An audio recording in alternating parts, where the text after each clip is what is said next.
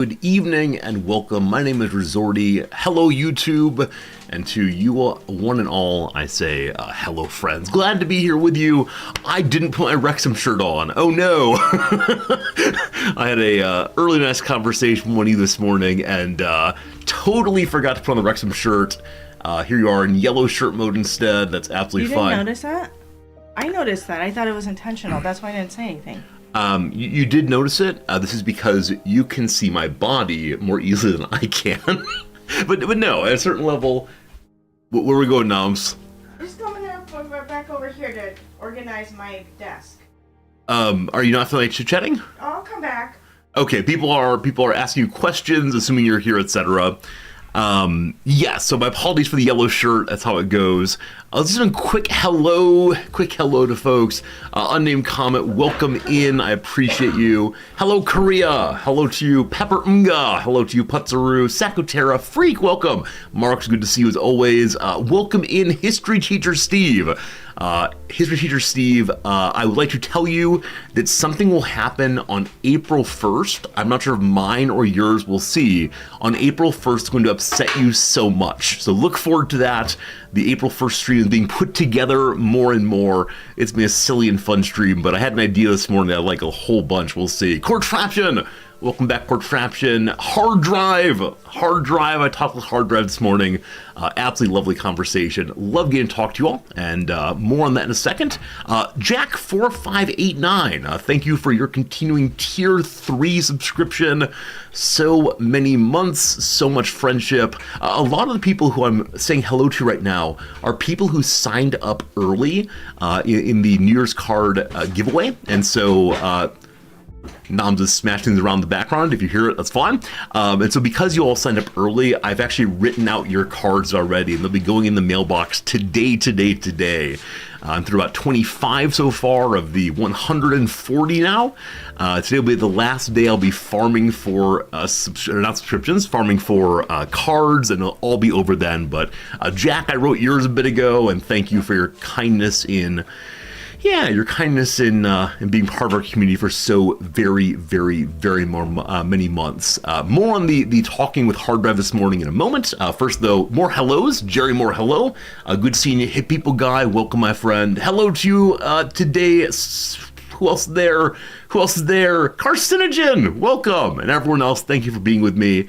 It's a lovely time to hang out on your Friday evening, most likely. Hopefully the week has been done. You're putting a little check mark on this one, and now you can hang out and enjoy yourself. And glad to be part of that. And I've got stories, I've got pictures, I've got lots of things to share. Noms is here for the Saturday morning stream. Some of you will have questions for her about this and that, and welcome. Hello, Triskel. Hello, Tonto. Hello, lurkers all.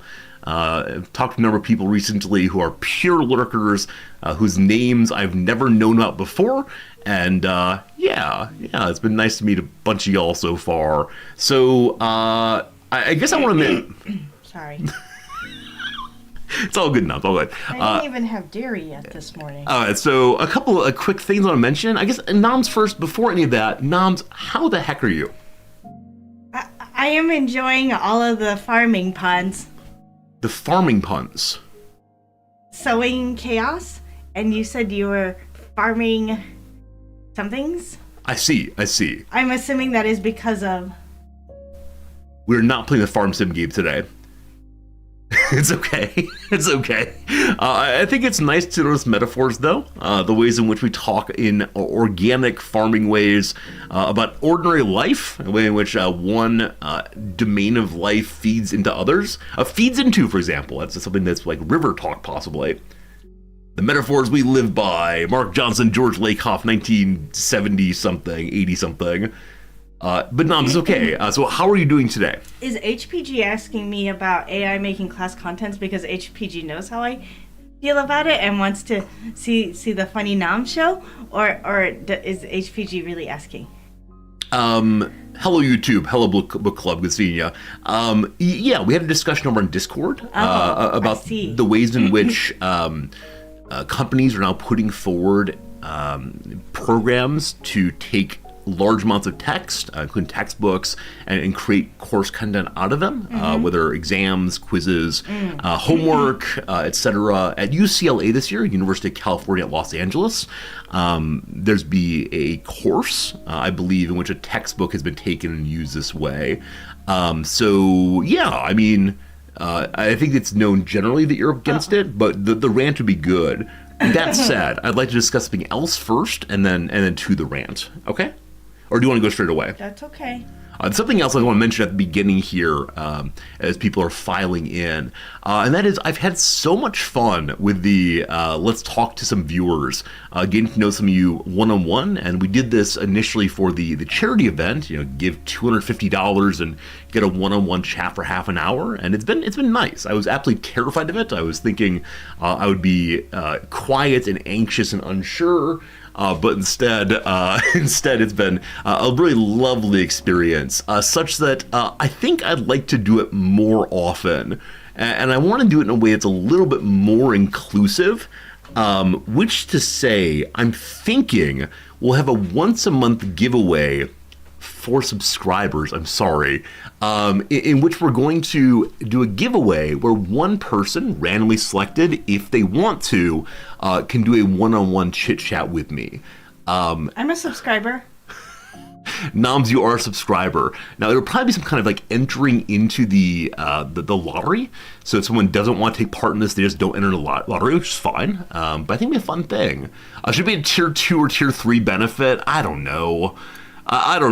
See, I feel bad even restricting it to subscribers instead of saying it's for anyone who... Time for them gift subs! Actually, maybe this is an incentive not to give gift subs. Because giving gift subscriptions dilutes the chance that the gifter would win if they want to win. Oh, tricky. But yeah, I think it's something I'm going to probably put out there. I know many of you do not want to talk on camera. That's fine.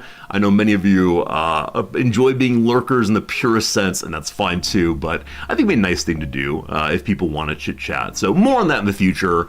I don't want to say tier 2, tier 3 benefits.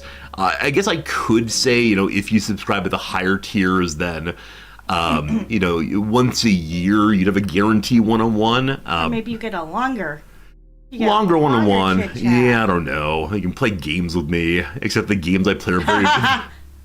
Oh, sorry, not those games. What do you mean? I don't know.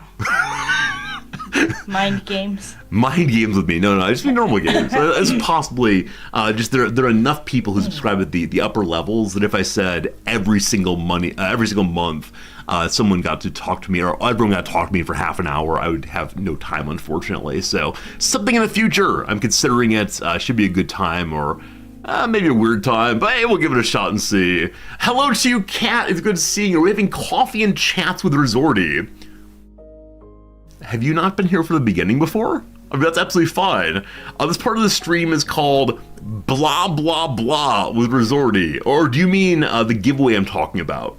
If you mean the giveaway, it is the case that I'm thinking about, potentially doing a once-a-month giveaway where some subscribers able to do a chit-chat with me, just for being a subscriber and for so on, and we'll figure out more later. It came to me this morning, and I haven't said much at all.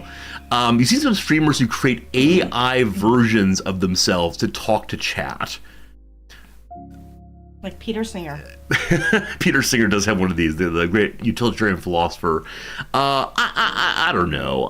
I'll look into that, but probably not. I think I want to be the authentic Resorty, the real Resorty. These words matter to me in some sense. Hello, Two Cats Yelling. Good seeing you. Hello, August. How's it going? I think I've called you TV logos before, believing there's another O in there. Well, that's how it works.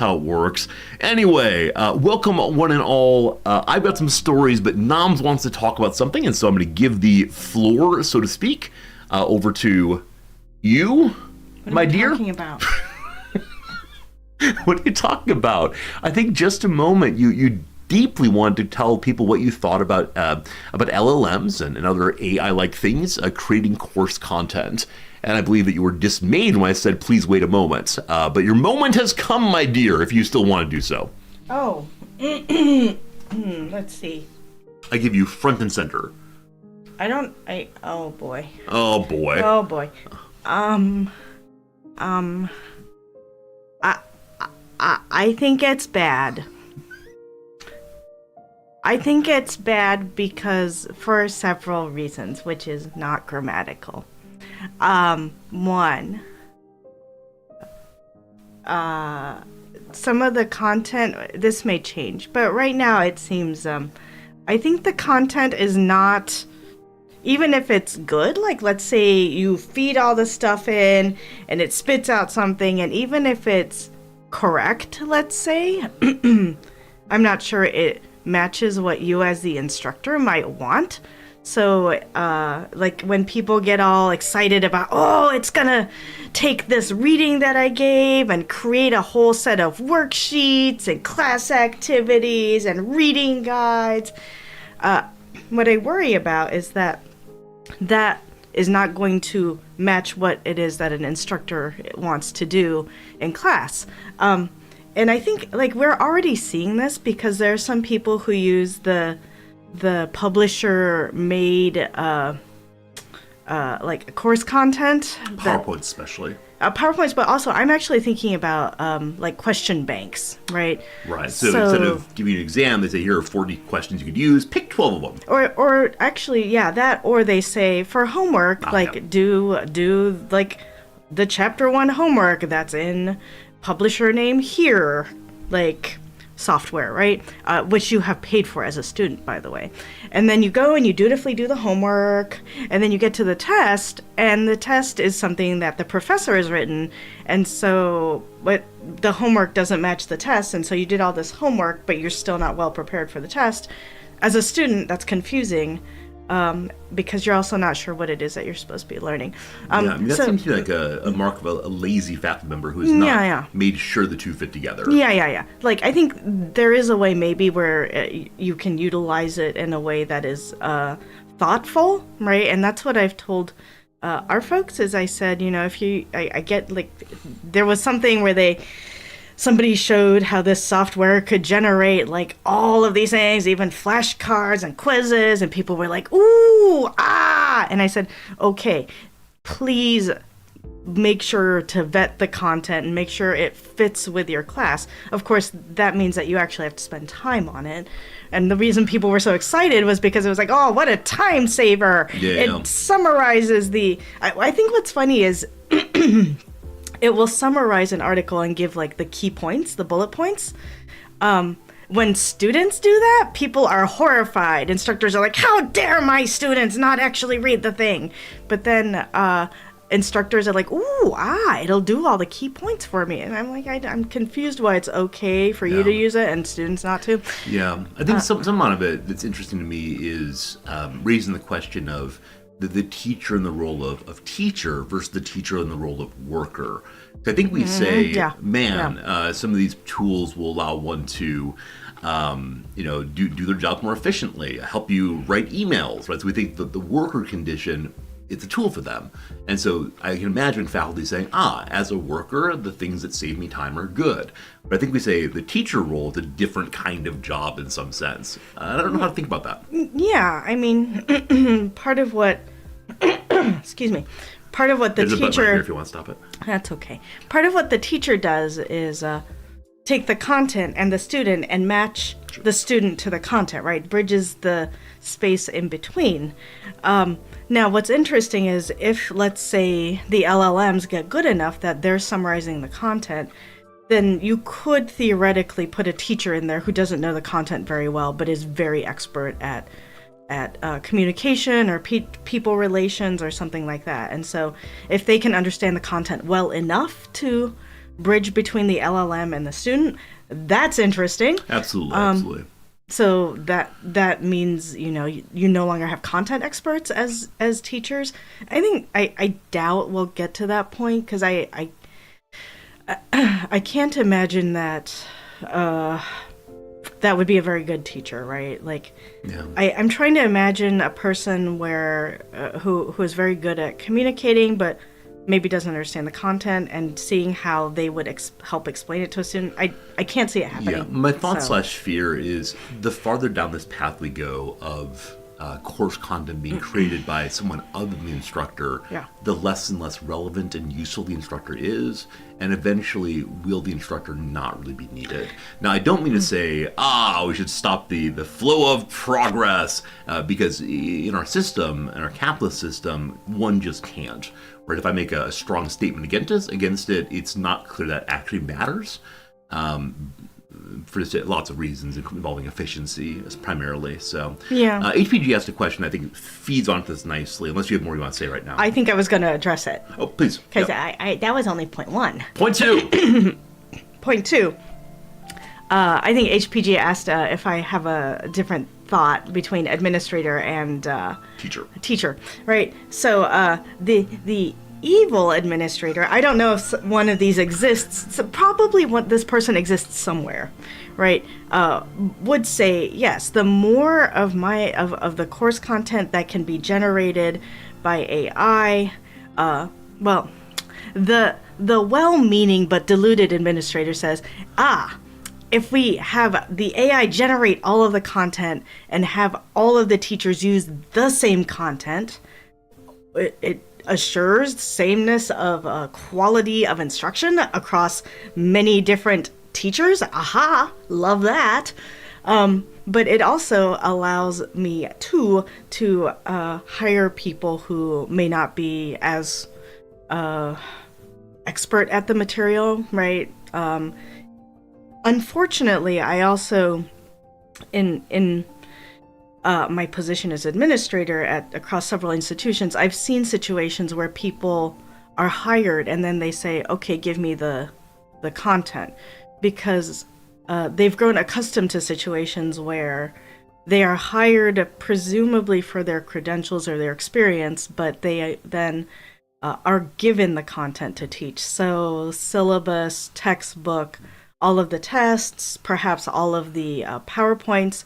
And so really they're hired for their credentials, not for their actual abilities or labor. Yeah, a follow-on to that might be that the people who are especially new to the professorate, who have been grad students, may have been allowed to teach under very strict conditions. And so they'd be allowed to teach by their professors if only you use this kind of syllabus, if only stay with this book. And so the movement to a kind of freedom in creation of material might be a hard one for them. No, I loved it. A moment of freedom to make my own thing was beautiful.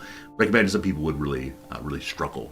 Yeah, that's why baby professor's first class is often, I'm going to teach my dissertation, and it's like the worst class. Yeah, or on the other side, Daniel Dennett, the great recently deceased philosopher of mind, said when he was first hired, he lied about what he actually knew well, and they assigned him to teach a history of modern philosophy course, and he knew nothing about it except that it was wrong. And so he always stayed 1 week ahead on the reading of a syllabus that he did not create, that he borrowed from a friend, and so he was just flying by the seat of his pants all the way through. Yeah, there's a famous story in my field, Greek and Latin classics, where somebody who is now quite a famous historian of classical Athens, so he's a Greek historian, his first job was at a state university where they just hired him to be a historian, and he was assigned to teach Russian history his first semester. Close enough. I think they were thinking, European historian or something, right? Yeah. So that kind of stuff does happen. Yeah, I think where I might worry or where I might see the possibility of more AI taking over is probably in some of those lower level skills-based courses, or maybe even content courses. I'm thinking through, something like composition. Is that an area where, especially because it's an LLM, right? Is that an area where some school might say, let's have you work with an LLM to hone your writing? So learn how to use it to generate ideas, and then create like a basic structure, and then maybe you work with it to create an outline, you write a draft, you submit it to an LLM, you get comments, you make revisions based on that, you resubmit, you get other comments, and then maybe at that point like a human checks in, or maybe you're submitting it all along, and an evil administrator says, the teacher is doing so little work, I can just assign one GA for 100 students, or one adjunct who is in a different country to monitor all of these. I mean, you can probably program an AI to monitor all of these, and then you just have a human check-in at the end. That said, I think this is already occurring, right? Just not with AI. Yeah, absolutely. I mean, the casualization of the professorate since the 1990s has been one of the more horrible things to happen to education in the U.S. especially. What this means is instead of hiring people who are full-time professors, one hires people who teach one class here and one class here at different universities, and are not full-time employees, so are outside of the thinking of what the school is often. In the U.S., don't have benefits, get paid very little. Before the 90s, this was not common at all, but it's one of the worst things that has happened. There's a long story there. I think the other thing to say is before the 90s, there were lots of students. Absolutely. It's a heck of a story that partially involves American wars and the GI Bill and all that. A tremendously interesting story, but not one for right now. I think the other thing to say is, though you have been teacher noms and administrator noms, the particular kind of administrator you are, where you fit in the grand hierarchy of things, you're supposed to care more about educational quality, the morale of the faculty, etc., than purely economic questions. Yes, that's not what I'm hired to do. Exactly. Now, it seems there's a possibility that at some point you will become the person who has to care about everything in the university or the college.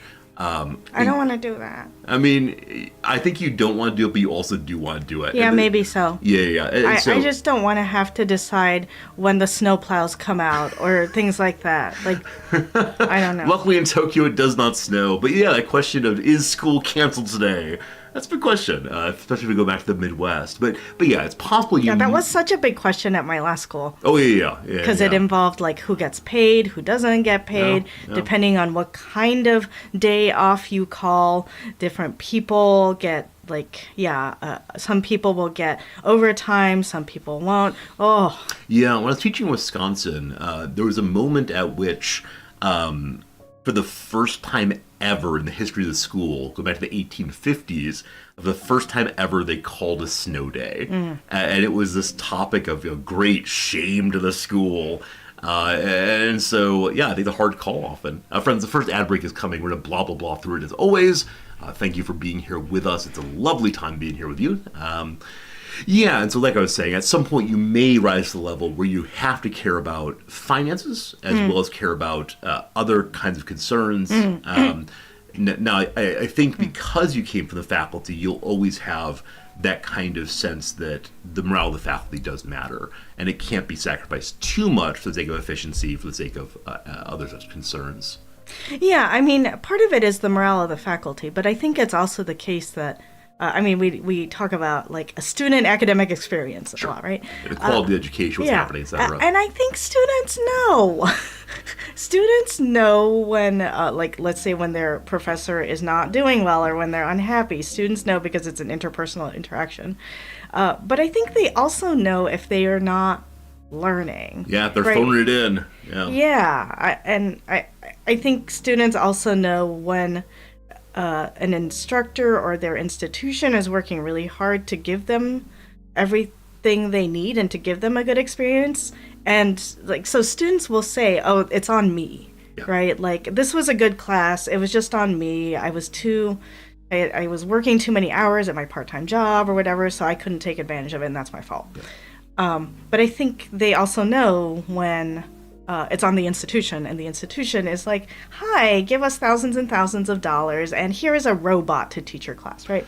Now, some students will quote unquote like it because it may make for an easier or a smoother experience in a class that they don't find to be of immediate pertinent I mean, I think that the way they say it is just a waste of time. Yeah, that's what they say, right? Yeah, like which might be wrong, but who knows? Yeah, like, and so but I think even in our current situation, right? Students know the difference, so they know busy work, right?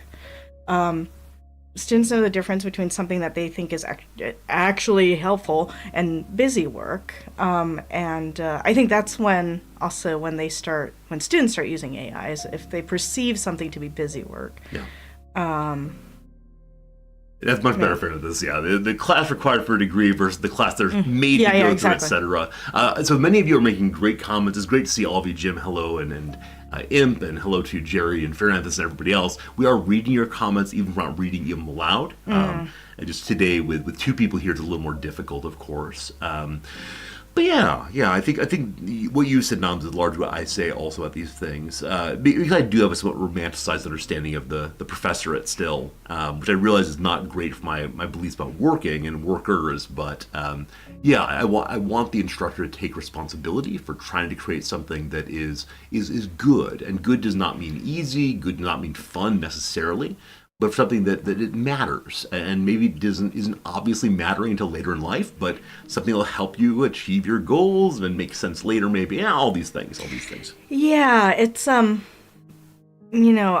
academics and scholars, right? It's I don't know how this has been proven, but it's commonly been said that like scientists and mathematicians will make their greatest discoveries early in their career, so they tend to peak early because of the sort of thing that we value in science and math and the sort of thinking that it is. It's hard for me to understand. But that humanists tend to peak late. Yeah. So, because it takes all of that experience, this is what is said, right? It takes all of that experience to be able to make good contributions to the field. And maybe it's the case in science and math, or maybe the allegation is that you need to be able to think outside of all of the experience and what has come before you. I have no idea. Yeah, you need to be able to have enough things going into you that you can synthesize them in a new way, or have some new take on it, and that's very hard to do while you're still learning the basics. And I think it's the case that even people with PhDs in humanities fields and other ones are still in the basics, right? Except for your specialized area. You're still working through it. Where I think it's the case that a lot of what's valuable in math and science is this small advance on what's been known now. I see. That's my guess. I must absent myself for a moment. Don't okay. you worry. You can always ask questions here if you want to. And thanks for asking me anything with Noms. I think you really enjoy it, yeah? As long as it's flowing both ways. Make a speech. Speaking of which, at the luncheon yesterday, the president made his yearly biannual speech, semesterly speech, and he used the word "truly," the number one bingo word, 8 times. Oh, I thought you said 7. Oh, sorry, 7 times over a 5-minute You're not even talk. counting that accurately. I just forgot. This is why you can't do math on stream. 7 times in a 5-minute speech, man. Said truly. Oh. I think it would be funny if he's playing with you, and the next time it's the next prime number up. So I made that observation about humanists and scientists because I wonder if the same is true of courses, right? So we humanists like to say that students don't really appreciate the courses we teach when they're taking them in college, but then 20 years later when they're facing life events, or they're getting divorced, or their parents are getting old and they have to think about what kind of care they should have. That's when these kinds of courses and that kind of thinking comes in useful. Okay, time to read some comments. I unlike Resorti, cannot read and talk at the same time.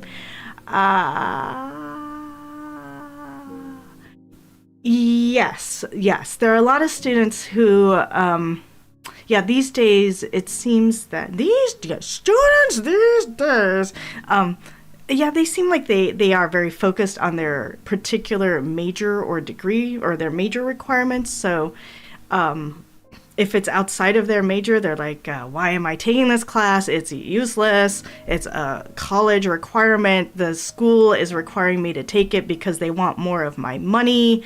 And so this is just an excuse for them to take 3 more credits of tuition from me. I mean, I think so maybe this is more specific to the U.S. educational system, right, where there's more of what's considered general education. I think in other countries' systems, there is more, you focus more on your major in college. And most of your kind of general education or general learning requirements are done in high school, right?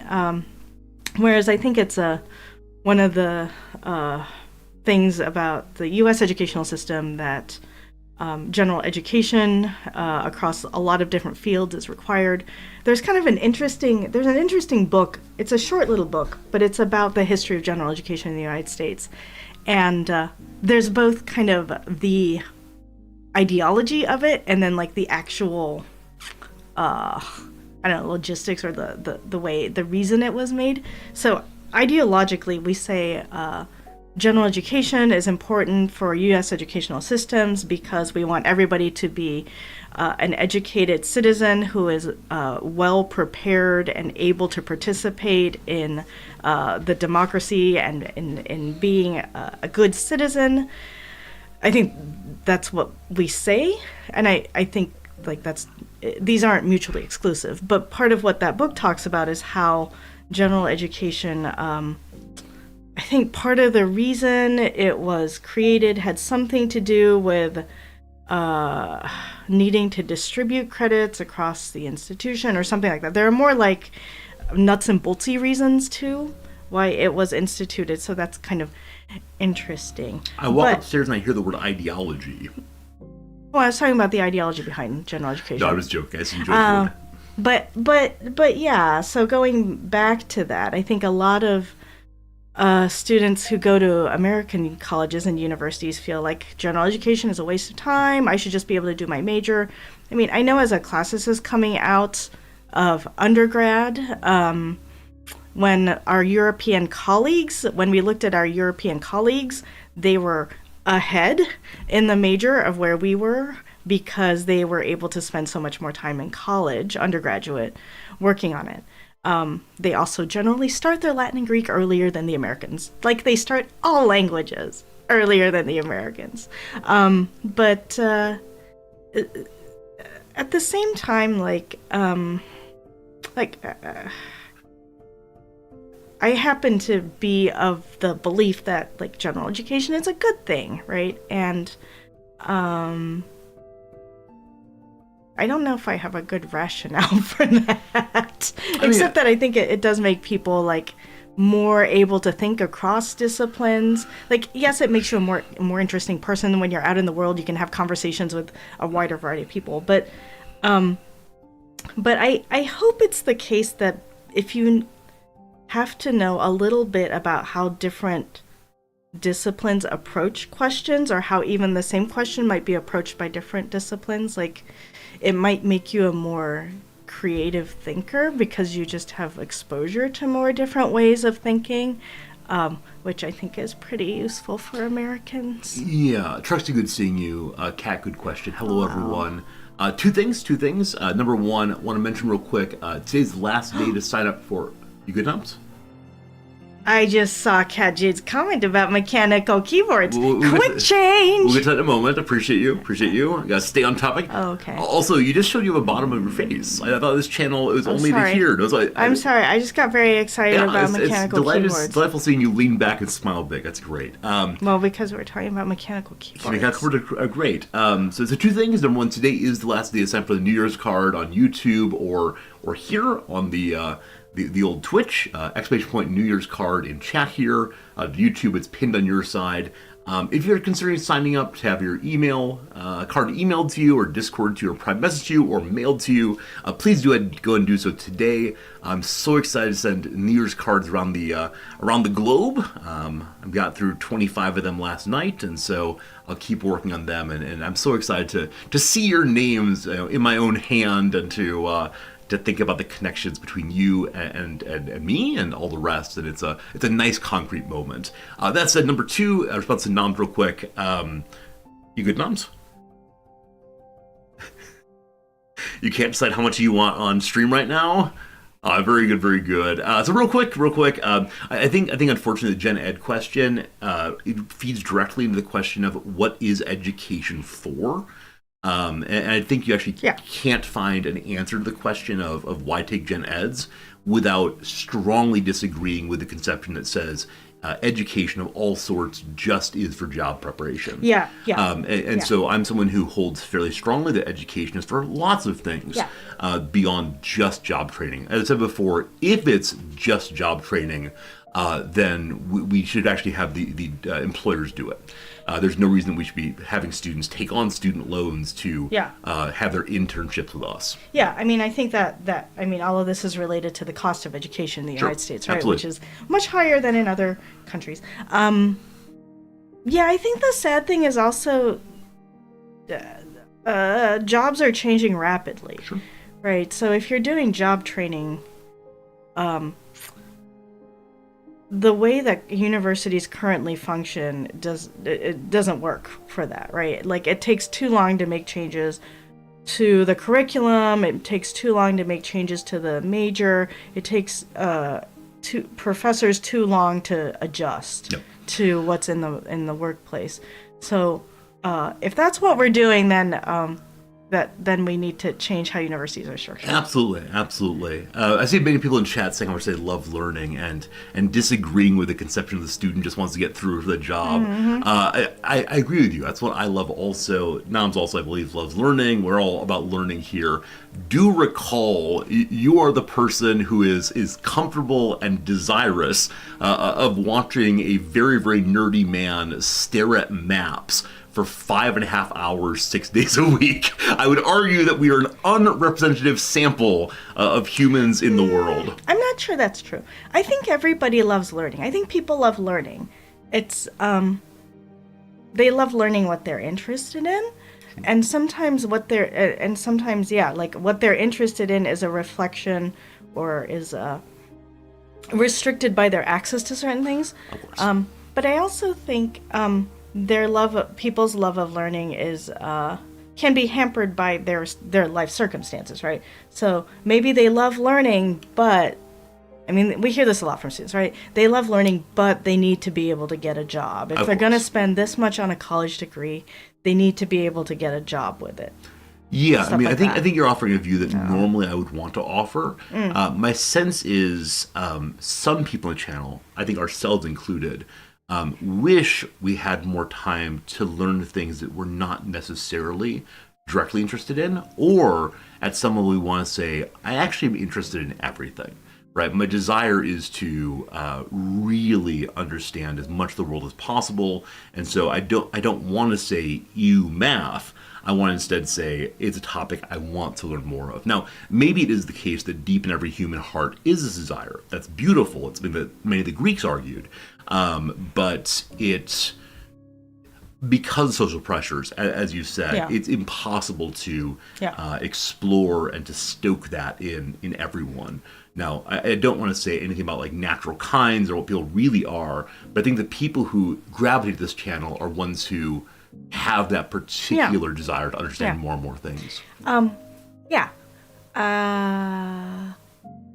I think what I have told some students before is that college is the last chance that they'll get to explore whatever they're interested in, and even if it's not it doesn't have utilitarian value, because once they go out into the workplace, they're going to be really, really busy, and they're going to have all these life things, and college is the last time that any time is held for what they're interested in until they retire, right? And then I don't want them to be 65 or 70 wanting to explore certain things, but then no longer having the ability, right? Especially if it's something that deteriorates with age, or not having kind of the physical capability of getting out and doing something, right? Yeah, my way to talk about that would be, though it is possible to learn things outside of college, it requires a real setting aside of time, using your hobby time that way, and saying, I will do this. In college, it is structured so that you must do this. And so I think that that helps with a certain kind of motivation extrinsically that you're not going to find ever again. It needs to become intrinsic fully outside of schooling. That's my sense. I think Trixie does make a good point that the way that structured learning and courses and college is structured is not necessarily the best way for everyone to learn. Of course. Yeah. And I realize this channel, because of our employment, ends up being a lot about college education, because there are things that we both think about probably way too much. I never want to be exclusion. I never want to say that college is the only way to go. I think, there's a real question today about what college is for, what education's for. Does education happen in colleges, etc.? But yeah, I never want to be exclusionary and say, college is the only way to go. And if you've not done the college thing, I don't like you or something. Like, obviously it's a complex world out there, and we've taken one path and it matters to us, but other paths are great too. Yeah, I think the nice thing about college, to speak of utilitarian value, is that it holds time, right? We say you are here until you can spend so much time here, essentially, that we will release you into the world, right? And here's a little piece of paper that goes with it. So it in some ways it provides an excuse is a bad word for it, but it provides a reason for people to have a certain amount of time around them. And then what makes me so sad is when college students take that time away from themselves. And again, sometimes it's necessity via need to work or family stuff. But other times it is prioritization of what you're here for. That's how it goes. I want to pivot, because we do indeed. We're pivoting to you. Don't worry. We're pivoting to you still. Okay. You're fine. You're fine, sweetie. Okay. We had a brief Noms panic here. It's all good. The pivot I want to make is to a question I asked Noms a bit ago. We've been live now for about 45 minutes. I'm going to go for hopefully no more than an hour and a half today, because I do need to build the factory, of course. But Noms, you go and talk about this topic, and then I have some grade change memos to write. So there. I have things to do today too. You leave whatever you want to leave, sweetie. I need to make sure we build the factory some, because unfortunately, or fortunately, I'm not sure which one, next week we'll not be playing Satisfactory. We're going to do the Farm Sim 2025 for at least one day. You're going to see me ineptly marching along and pushing my tractor and all the rest, but yeah, today's going to be a good day for sure. I'm looking forward to streaming that. But yes, indeed, Noms. Yes, indeed, Noms. You were asked the question of, so you're getting into mechanical keyboards. So, Noms, let's talk about that. What's going on? Before that, I would just like to showcase these things that I was wearing. I made these a few years ago, and I'm so proud of them. They're not a very big deal, but I made them. And they have cabling and little holes for my thumbs. Will you describe what they are? Because it's holding up They're wrist warmers. Hey, there you go. And so how far onto the body or the hand do they go? Like down here. Yeah, and what happens at the hand part? At the there hand. You go. I think this part here was not obvious. That we had holding. Yeah, so it goes on the hand. Yeah. There you go. And they're ribbed, they're cabled, there's a thumb hole. That's amazing. And Nam, you really enjoy doing that kind of production, like creating things out of fabric or wool, yarn, whatever the word is. And I love that over the winter time, when you're not working so much, that you're able to do that. So do you have products planned for the upcoming? Yes. Yeah. Yes. I recently went to the Tokyo Yarn Crawl with a friend colleague from school, and I got some very crazy yarn, and I need to crochet something out of them. I'm not traditionally a crocheter, so I have to figure out how that works.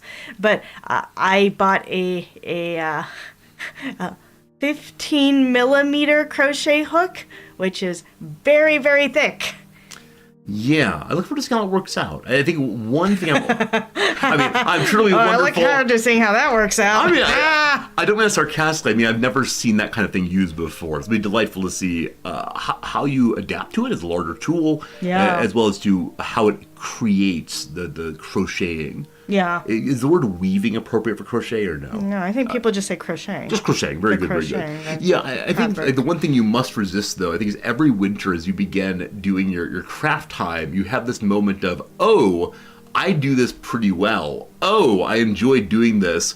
I should open a store where I sell these things. And I think it's your desire to economize your hobby there. Because otherwise you just end up with this giant pile of things to give away. Like how I have my idea to start a satellite location of Rancho Gordo here in Japan called Rancho Gordo Asia. Yeah, Noms wants to start a bean of the month subscription service, which we had in the US. She wants to start here in Japan. We also had a discussion about like heirloom tomatoes. I love this about you. I love that you are always game for thinking about fun ways to spend our time. But golly gosh, I worry it's going to happen one of these days. Alternate career paths. Where you come home and said, I've quit at the university. We're bean farmers now. Yeah, the cool thing about Rancho Gordo is that they don't make their beans non-propagatable.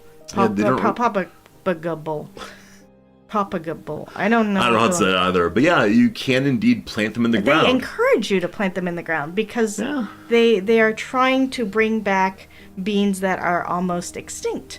And so they get these like beans that have been like pushed out of the marketplace, and then they try to like bring them back into favor. And so I thought Rancho Gordo might be interested in an Asia location because we can get Asian heirloom beans, and wouldn't they like that? And it is the case that rural areas here are being hollowed out. You can get farmland relatively cheaply. Not that it's not the big fields. I don't know under what kind of soil conditions beans grow. Japan is not traditionally a bean nation. But soybeans? Soybeans, where do all the soybeans come from? Soybeans, yeah, but I mean the other kinds of beans of the world. And I don't know how soybeans are grown, but actually I know soybeans are grown in big fields in the U.S. Yeah, I don't know if non-soybeans are also in giant fields or if they're can be done on rockier soil, because that's the common soil here is semi-mountainous. I was going to say, I think it depends on the bean. Yeah, I've grown beans before. Beans are relatively friendly crops to grow. But at scale, to send out giant boxes every month to hundreds and hundreds of people. No, we're boutique. A boutique bean club. One person in Tokyo this month gets the box of beans. Oh no, we send it to like Palo Alto, California, where we charge buku bucks for it. Wait, they have a U.S. location already. No, I don't know. We send it to Bill Gates' house in Karuizawa. Yes, we can send it to the Americans in Japan, but I don't think we can export beans easily. Well, we would have an export license.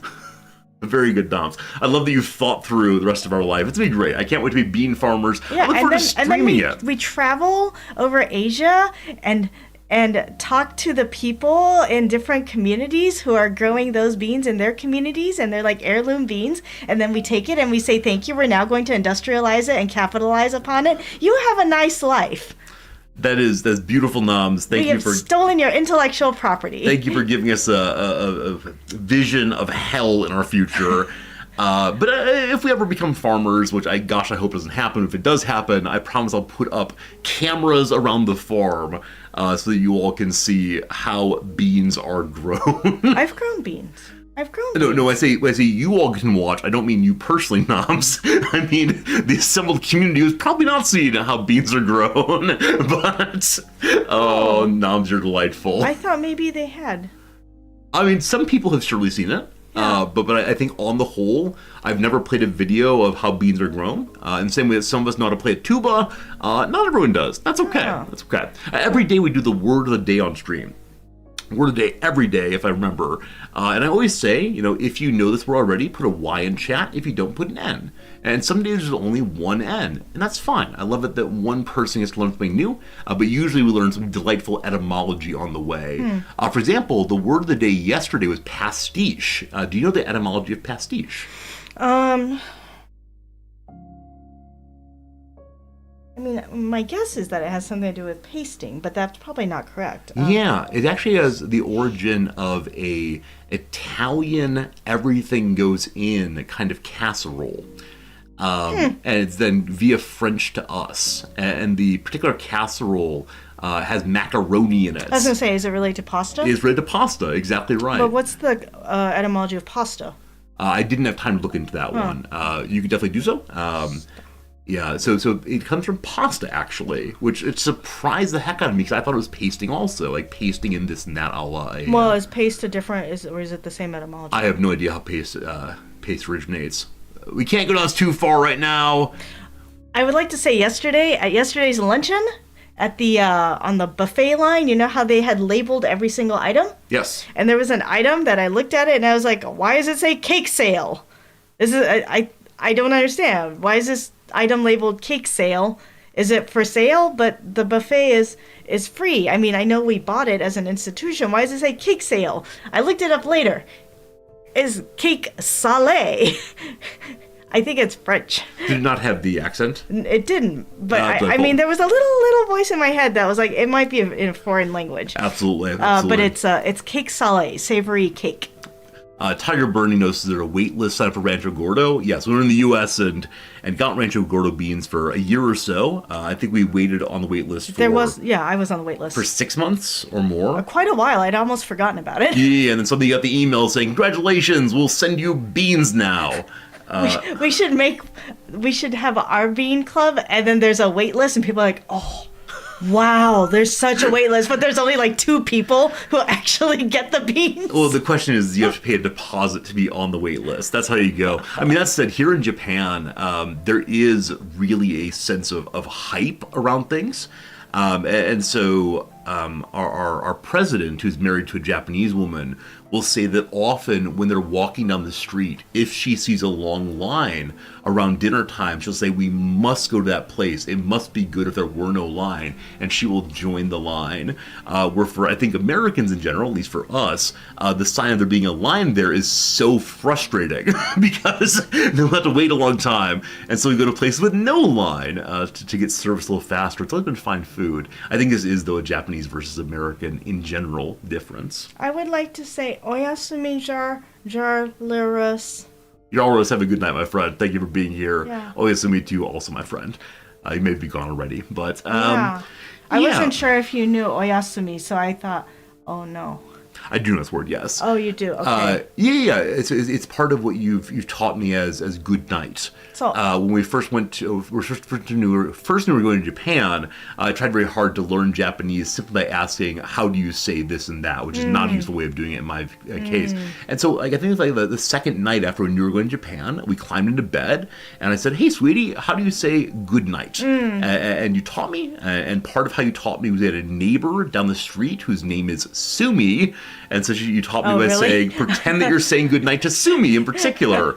And so we got Oyasumi that way. Oh, that's really funny. Absolutely.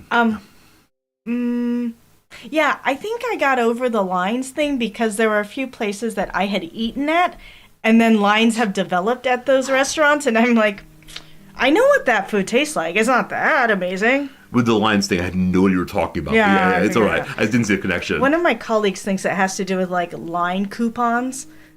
Like Line is an app, like WhatsApp, but that you can, like, if you follow particular, like a restaurant or something, they will give you coupons. And so she thinks that the lines have developed in response to, like, when they release coupons. Oh, interesting.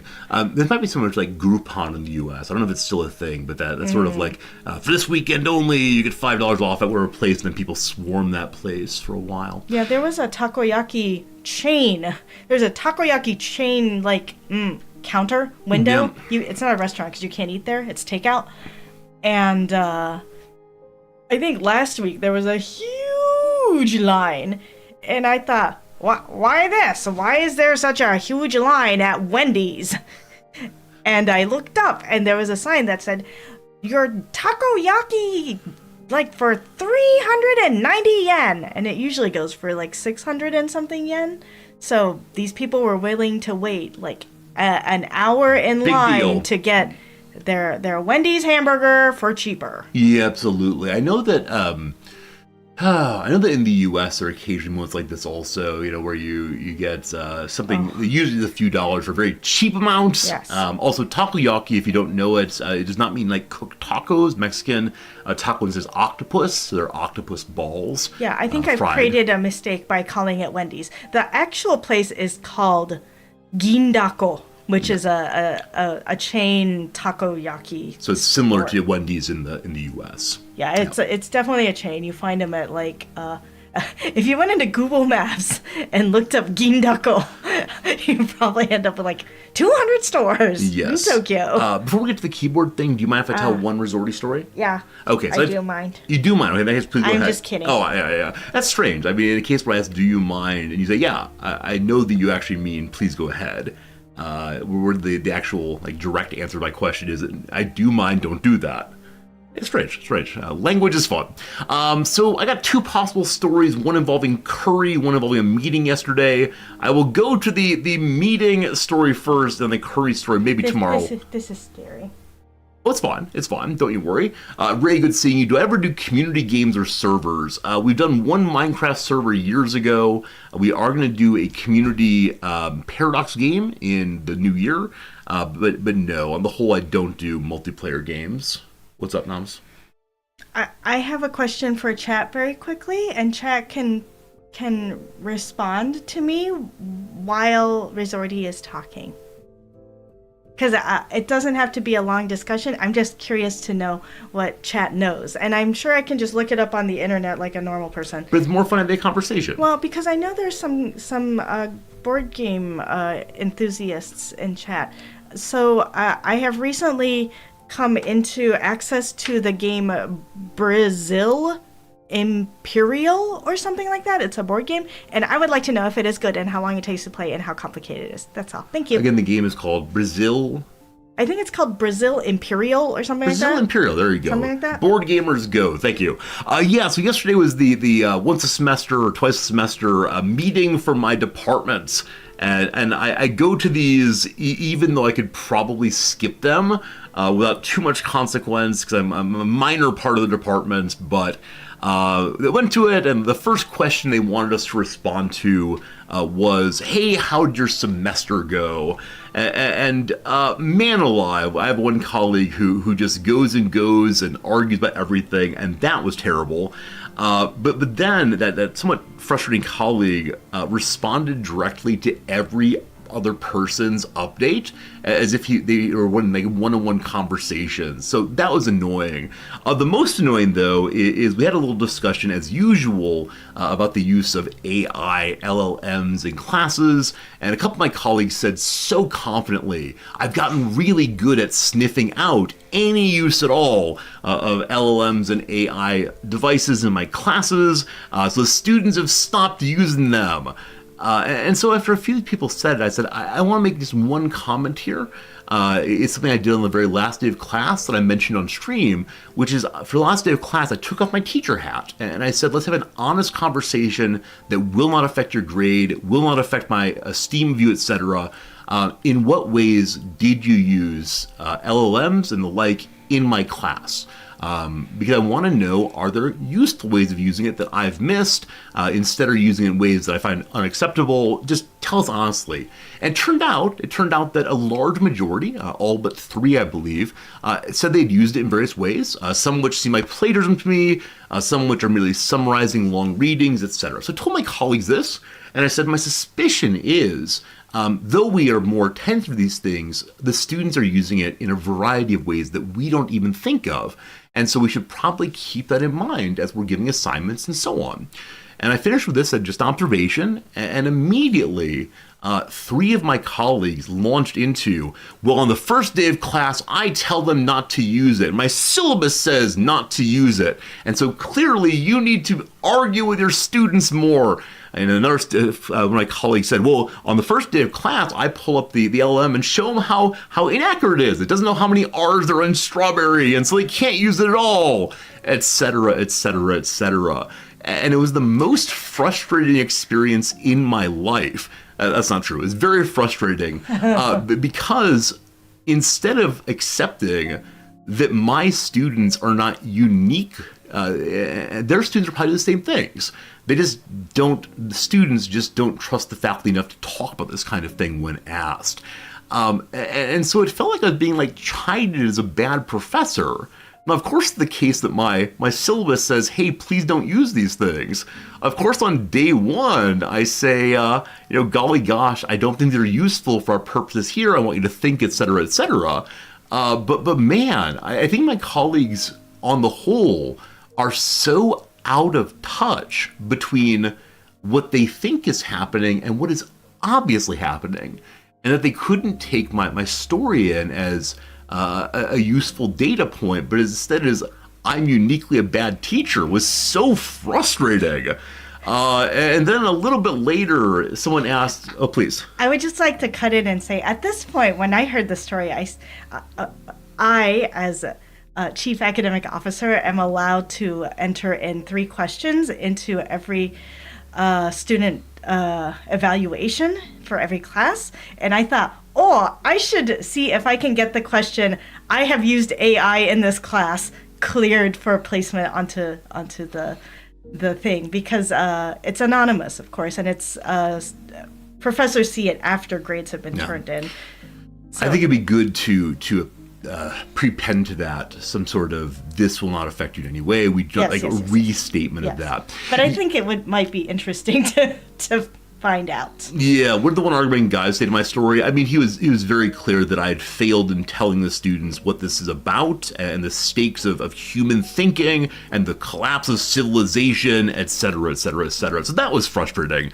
But then later, someone said, okay, this part of the meeting, let's go ahead and talk about different ways of evaluating we could do, like the pros and cons of essays, et cetera. And I said, okay, in my class, I've been trying to do more creative works, but some of my students say that if they don't have a really clear statement of exactly what I want, they get anxious and frustrated and they don't want to do the assignment. And so one thing I'm working on right now is finding different ways to help them see the possibilities of creation as a way of responding to prompts as opposed to just arguments. And so I put it out as something I'd like to think about, and immediately I got, Resorty, what you have to do is show that you're a trustworthy grader. Resorty, what you have to do is write a big syllabus. It was this crazy moment where instead of recognizing that I was already thinking about these things, they were lecturing me as if I were a child. And it was a strange moment. It felt like the meeting was more I don't know. I have a vulgar way of saying this. What's the polite way of saying this? Like a competition of who is the smartest. A competition of who could correct the other person most fully. Which, in conclusion, I don't like my department at all, and I think I might start teaching in a different department to avoid them, because I have the opportunity to consistently go teach political theory, upper division. Well, I will say your unit is full of a bunch of dudes. It's true. It's a lot of men who are really aggressive intellectually, which is what I was when I was like 23 years old and so insecure. These people now are in their, I don't know, in their 40s. One guy's in his like late 60s, and he's banging on about how fellow like me, who has good evaluations and is well liked generally, is just an idiot. It was a very, very frustrating meeting through and through. It is possible. I mean, I've noticed that you tend to have 2 modes when in work meetings. One is, just little old me, let me ask some questions to try to drive some conversation and some interest. And then you have the everybody is dumb mode. And you don't say everyone is dumb, but then you while you're listening to the lecture that you think is dumb, you start fidgeting and you start going and then when you are allowed a chance to talk, you say, well, I'm going to ask a rude question here. I told you all 3 days ago I do this. And then you do that. And so it is possible that your colleagues think that you are what's the nice word to use for this? That you are that sort of person. So which means that they might think that you're like that with your students. That's why I asked you last night if they've ever observed you teaching. I see. So that's why, like, if they've only seen the Huffzordy, then they might believe that Huffzordy is who is talking to students. Yeah. They might be like, your students might be afraid of you because I'm afraid of you. Yeah. I don't know. I mean, with the students, I'm always, except when they aren't doing their work, I'm always a big, friendly, nice guy. Let's just think together, etc. But yeah, if someone's giving a paper and presenting, ideas in a way that I think are wrought, I think it's right in an intellectual context to ask them direct questions instead of tiptoeing around and saying that was really good. Now, students, whatever, but faculty, I think I want to engage them as intellectual peers. I want to say, here is for me the core of where things aren't working or working. But your colleagues yesterday were trying to engage with you as an intellectual peer, and it sounds to me like you just can't handle like honest and sharp questioning. When people are trying to tell you what you should do, you're very offended. Maybe you're the one who's insecure, Huffzordy. It sounds like it's a lot. What would I say? I would say though is, of course, they weren't asking questions. They were asserting that I was doing things wrong in ways that were like profoundly obvious. That I had, of course, already thought about. So that's fine. Maybe I am deeply insecure. I'm occasionally anxious on stream. So it's guilty as charged, Your Honor. I mean, I have another reading, which is the opposite, which goes in the opposite direction, which is that because they know that your courses that you're teaching is well liked and well respected, and because you have a friendship to both me as well as the head of the unit, that maybe they feel like, oh, okay, so we gotta take this guy down because everybody thinks he's the cat's pajamas, but no, I am the cat's pajamas. I'm not insecure. Yeah, I mean, I want to move off this topic, but I like very much that you said that I have a friendship with you. I mean, I have a friendship and then some, I suppose. Anyway, thank you for working through this like slight portion of therapy stream. I have said you should teach teach a different class, partly because sometimes you find the student affect toward the class frustrating, and since you also find your colleagues frustrating, you might just teach a different class. Yeah, time to go full-time streamer. Time to go ahead and quit the teaching and just stream 8 hours a day, obviously. The president of Japanese. I laugh because that's such a good question. It's a great question. No, unfortunately, they are primarily white men, primarily American men, and exemplify some of the worst traits of intellectual masculinity that I've tried very hard to limit it myself. CS Prof, two things. Number one, thank you for the 100 bits. This is Resorty Huff emote. I mean, there is an emote that I'm working on right now that is... I think it has to be a GIF. Maybe. There's a GIF I'm working on, or not GIF, a emote I'm working on that has me like big frowning that I think is pretty good. We'll work on it though, for sure. CS Prof also, I've been meaning to say this for about 10 minutes now. Congratulations on finishing your grading. End of winter term, good time, and so thank you. Your chief academic officer is so happy and proud of you. Oh, good God! What? Right now, what I need in the room is my wife, not my boss. Oh no, but I was being Jim's college CS Prof's chief academic officer. I see. Like, okay. I'm sure their registrar and provost will sleep soundly knowing, college CS Prof's grades are done. What a good kid. I bet you're never on the bad kid list, right? Never on the where are these person's grades? Oh, student's mommy is calling me because student does not have grades. Yeah. Oh, what's that? What's up? It's someone patting a head. Yeah, that's what I thought it was. Oh, that's so nice. Is it petting a dog head? That's so nice. Maybe that's the kind of... So I have so many open slots for gifts. Gifts, rather, in in the tier 1 emote slot. I just don't have any good ideas for emotes. But yeah, maybe we should do like a head patting one, like good kid, etc. A cat tires of my story and wishes to hear about mechanical keyboards. Noms, I'm gonna fill up my coffee mug, and we've been live now for how long is it? 1 hour and 16 minutes. We only have 14 minutes left. Right, and I wanted to play little games today, but no little games today. Oh no. No little games today. Oh no, that's gonna make chat really unhappy. Yeah, that's how it goes. Everyone's gonna like leave the channel now. Yeah, we're gonna unfollow, unsubscribe. I'm gonna end up in absolute poverty and not be able to buy you presents anymore because everyone's leaving. Oh no, not no games. We'll play Satisfactory, but no little games. No little games. No graph game. No word of the day. No redactyl. Maybe I should play them right now with them. Haha. No game, etc., etc. All right, if I do no little games, I'll lose my strategy to her title.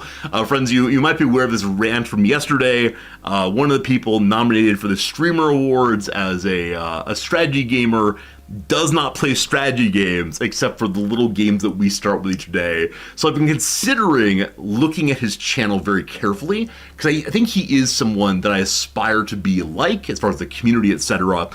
His Northern Lion, and come to understand what on earth he did to get labeled a strategy game while playing party games. And part of it might just be being a large streamer. We'll see. BRB! You're leaving again? This time I'm filling my coffee. I thought that's what you were doing before. Last time I was micturating. Please enjoy stories about mechanical keyboards. Okay.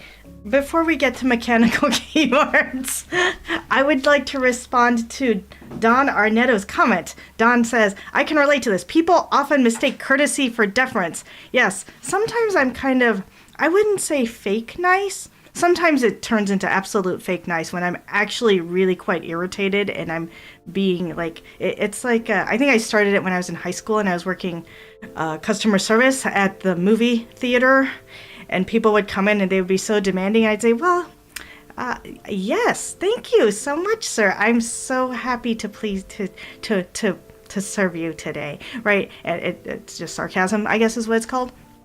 But yeah, sometimes I'm kind of nice or trying to work with people, and then they misread me. Okay, so mechanical keyboards. Yeah, I've been looking at them for a few months. This is partly driven by my desire to create a docking system for my laptop at work because a student mocked me on my posture because I was kind of like bent over in a C shape when I was working at my desk. And so I thought, maybe I should have peripherals, right? So the IT department brought me a monitor because they had a whole bunch left over, and so they just brought me a monitor which has a lower resolution than my laptop screen, so when I look at it, it's a little fuzzy and it's frankly a little disturbing, but okay. Yes, the shrimp posture, that's exactly what I was doing. So okay, but so that we need to take one of the monitor arms from home to school and put that on an arm, and that'll be nice. But then I already had a pretty nice pretty nice mouse that connects via Wi-Fi dongle. Is that right? Not Wi-Fi dongle, just a dongle, USB dongle. But the keyboard is, I do not have a separate keyboard. But then I started belatedly learning about mechanical keyboards. I know that this has been in vogue for like over 5 years, but I'm finally now learning about it. And it's funny because actually our computer science professor at school a few years ago told me that his students were interested in creating a keyboard club. And so he was telling me about them, and I think I didn't realize then that there was a difference in between like how the what happens after you push the button, right? Oh, Durathane subscribed at tier 1. Oh, well, thank you and welcome and enjoy your emotes. And I don't know the correct script for this, but Resorty will say it when he gets back. So I've learned about mechanical keyboards, and so now I'm trying to get one, but I don't want to make the wrong purchase. And so one of the professors very kindly had a spare mechanical keyboard, and so he's letting me borrow it for now. And it has brown switches. It is a Keychron with brown switches. So I've been using that. It's a low profile, which I think I'm a low profile person because I have short fingers. If anybody can advise me on that, that would be great to know. I've also heard that if you don't have a low profile keyboard, you should use a wrist rest, and that's just too many things for me.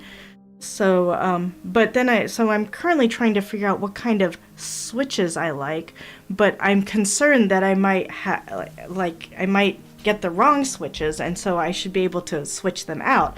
So I've been looking at hot swappable keyboards because I don't want to solder and resolder and unsolder or whatever, so that I can switch out particular ones.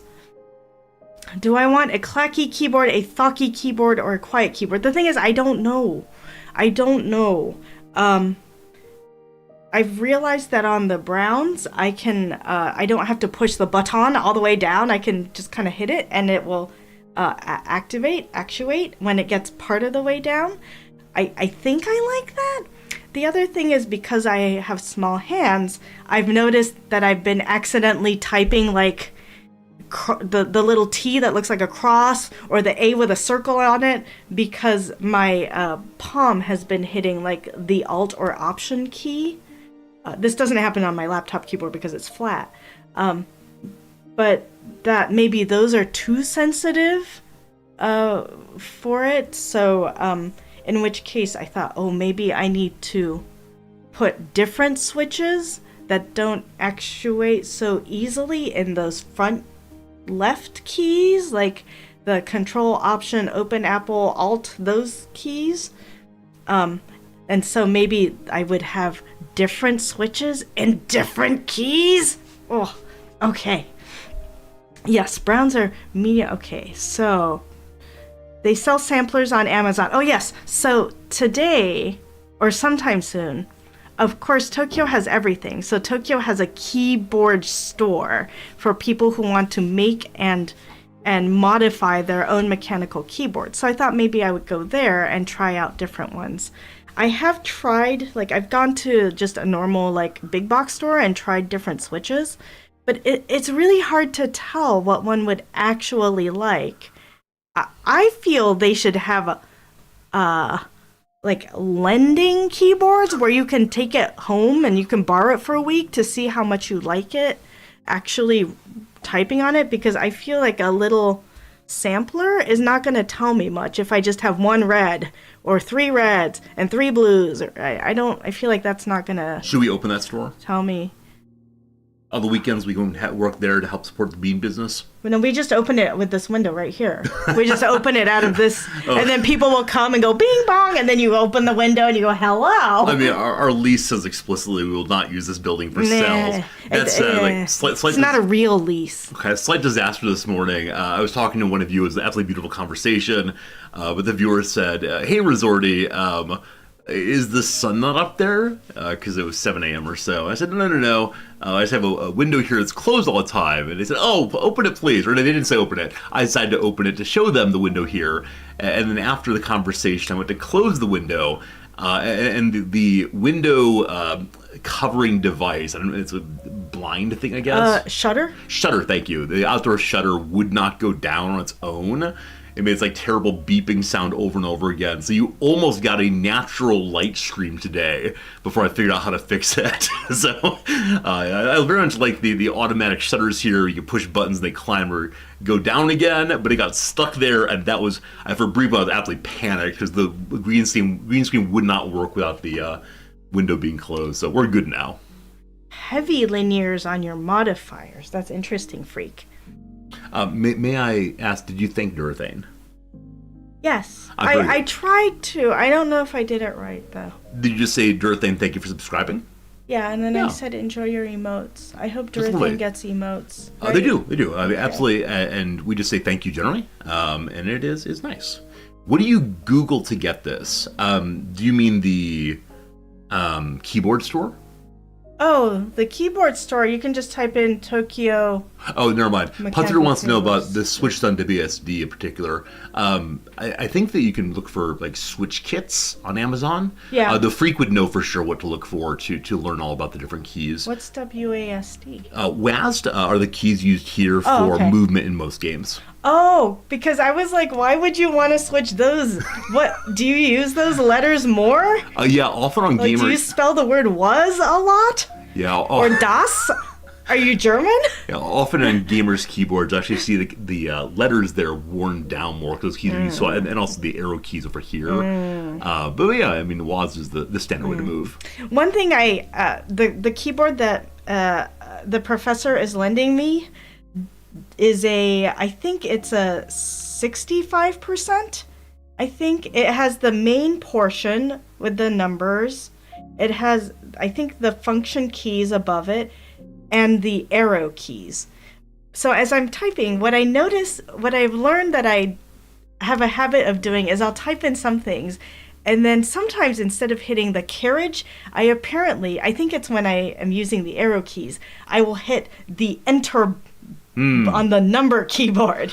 Yeah. Because I've often said, I never use the number keyboard. Why would I want that? I just need that one key. Just the No. enter key on the number keys. You need your number pad here. Numpad, I think? Whatever it's called. Numpad, Numpad. yeah. You need this because when you're playing the trading card game, occasionally you need to enter in people's purchase amount into the credit card machine. It's much faster with 9 key than doing it with the line. Okay. Yeah. Bit done, bit done, bit done. Yeah. So, and then by using the mechanical keyboard, I also learned that I have a button on my MacBook that is show all windows. I didn't know that's what, I've never used it before. I always used hot corners, so I would always swipe to the upper right corner to show all windows. Or I think I have something on my trackpad that shows Delightful. all windows.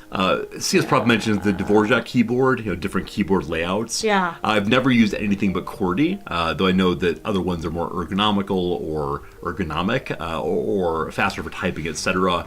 In the same way I say that someday this will become a Linux stream, and maybe someday we'll try different keyboard styles also, and we'll see just how bad it gets. Because, I think over the years you all have convinced me to do other minor modifications to this stream that have been fun, if nothing else. So yeah, maybe Resorty does different keyboard styles will be the story of next year. I mean, I've been doing a Japanese keyboard entry on my computer upstairs, and that's been it's not terribly hard, of course. You just type in the English sounds, and they turn into the Japanese ones. Yeah, that's what I'm worried about with this Tokyo store. Is that, I mean, I know I can just change the keycaps, but I worry if I buy something there, it'll be a Japanese keyboard. Maybe. I mean, which probably won't make a big difference, except every so often I have to look at the keyboard for something, and then if it's a Japanese keyboard, I might get confused. I mean, certainly you can learn the relevant kanji. You can learn to read it, of course, but also, there are at least some computer brands and keyboard brands that are popular in Tokyo that do have English as the main text, and then the Japanese characters just below. Yeah. So we'll see the keyboard shop tomorrow or today, and it should be fun. Yeah. I have one last question for chat. What? I was just going to say, friends, the last ad break is coming straight away now, about a minute or so from now. After the ad break, my strong intention is to start playing our game today. Because we only have so much time on the weekend, of course, about 2 hours right now. So quick little ad break, then we will get to the game. So Nam, ask your question. What you got? My question is that by looking on the onlines and the YouTubes and the things, the Logitech MX Mechanical Mini has been reviewed a lot, and people seem to like it a lot. But my sense is that it is not preferable. Would you all agree with that, or do you think that Would you mention the brand or style again? I said Logitech MX Yeah, Mechanical Mini. Cool. Yes. Is that something that you would recommend, or do you recommend that I not go with like a big consumer brand like that because it won't be customizable enough? And Freaks is not customizable. If you want big customization, something else. With that said, of course, we don't get Logitech here in Japan because that's copied by someone else. What do we get, Noms? Logicool. Logicool. Yeah, the first time I started seeing Logicool brands here in Japan, I assumed that they were like some like a knockoff brand. I thought it was GPX. Yeah. I thought it was something that was like really inferior, and it turns out it's just Logitech's name here. But Logicool is a very strange name. I am curious to know whether you all use like high profile, regular profile keyboards or low profile, and how you made that decision. Today's the day we definitely should be just chatting, because this is talking about like how far down the key goes, correct? Or how high the key is. How high, tall. Yeah, let me be honest with you all. I have never thought any of these thoughts. I just buy a keyboard and push the buttons, and that's fine. If the keyboard's a little different, I adapt somehow. Like, I think I'm insensate to the things you're discussing right now, and yeah, it's the same thing as like people talking about wine, I suppose. I know people enjoy this conversation, but I don't understand it. Yeah, it's just it's an investment piece, so I don't want to get the wrong thing. An investment piece? Are we selling it in the future to fund our retirement? No, I guess what I mean to say is, when I say that something is an investment, it means like it's not like cheap. Sure. It's not cheap, so I don't want to get the wrong thing. I know that there are people who have like dozens of keyboards, but yeah. I do not aspire to be this person. I mean, at the store today, I'm absolutely certain that we can go ahead and try different kinds and see what's what. And if you want to, I can go ahead and start a Discord channel to discuss keyboards to help you out. When I was thinking of upgrading parts of the computer, I had the same thing for a while to get a lot of information that would stay there until I could read about it and think about it, and help quite a bit. So I can go and make one of those. That said, Noms, you've been researching this for quite a while. I'm guessing when you go and like push the buttons on Sunday, we'll have real information. And so it might be time to just pull that switch and say this one works. Pull that switch was not intentional, but thank you. Pull that lever and have it go. So there you go. Gotta pull that trigger. You will recall that about a year ago now, Nom said she was going to get a new iPad, and I came on stream and said, friends, very soon we're going to inherit Nom's iPad, and we can do John Madden drawing on stream. What fun. Nom has continued to research the iPads and has not purchased one yet after a year or so. Yeah, the post office now has a more advanced iPad than I do. It's true. Yeah, so maybe next year, maybe as a New Year's present for 2026, I'll get myself the old iPad. I mean, realistically, instead of waiting for beloved Noms to pass down to me, we could just buy our own, of course. That's how it goes. We can revisit the topic after Noms had a chance to try the switches. It's true. I mean, we can always keep this conversation going for years and years. It's like Noms looking at the yogurt at the grocery store. It takes a while to figure out they got a perfect one, and that's how it goes. But I like that this is not an unusual trait in Japan. I see people in the store staring at things for a long time, researching before they actually buy something. It's true. It's like I found my people. Yeah, I think I want to resist impulse purchases, especially on things like this. I want to think about what might be best, etc. But I think we have a bit of distance where you would like to understand all of it, which I find really commendable. But for me, if it works well enough and will continue working well enough into the near future, that's good. 100 bits to Resorty's iPad fund. Friends, we're nearly there to buy an iPad for stream, which will surely be useful for, I guess, the philosophy stream next year. That might be good. Jim, thank you for the 100 bits today. Some nice iPads have gotten much more affordable than they used to be. May I get one for 100 bits? No. Unfortunate. But it depends what one bit is. But it used to be the case that they were like $1,000 or $800, and now they've come down to like $400. Yeah, it's a little unfortunate because it takes away the look how fancy we are for having our Apple products. Oh, don't you worry. They come in different sizes and you can tell. Like the very biggest iPad that's like as big as a laptop, still like $1,200. Good. If I want to show off my profound amounts of wealth, I get the Balenciaga branded iPad with glitter. Well, you can also get like the keyboard and the pencil and the cover, which combined cost as much as the iPad. Yeah, I mean, all good, all good. I think I'm... I like how Balenciaga is now your like go-to punching bag. I mean, I don't know anything about it. I think it's owned by someone, or someone models for it that is a major figure. I'm not sure. But yeah, so it's a brand that my students are particularly attracted by, at least the students who come from China. And it's something that everyone here, by here I mean in Japan in my classrooms, knows about.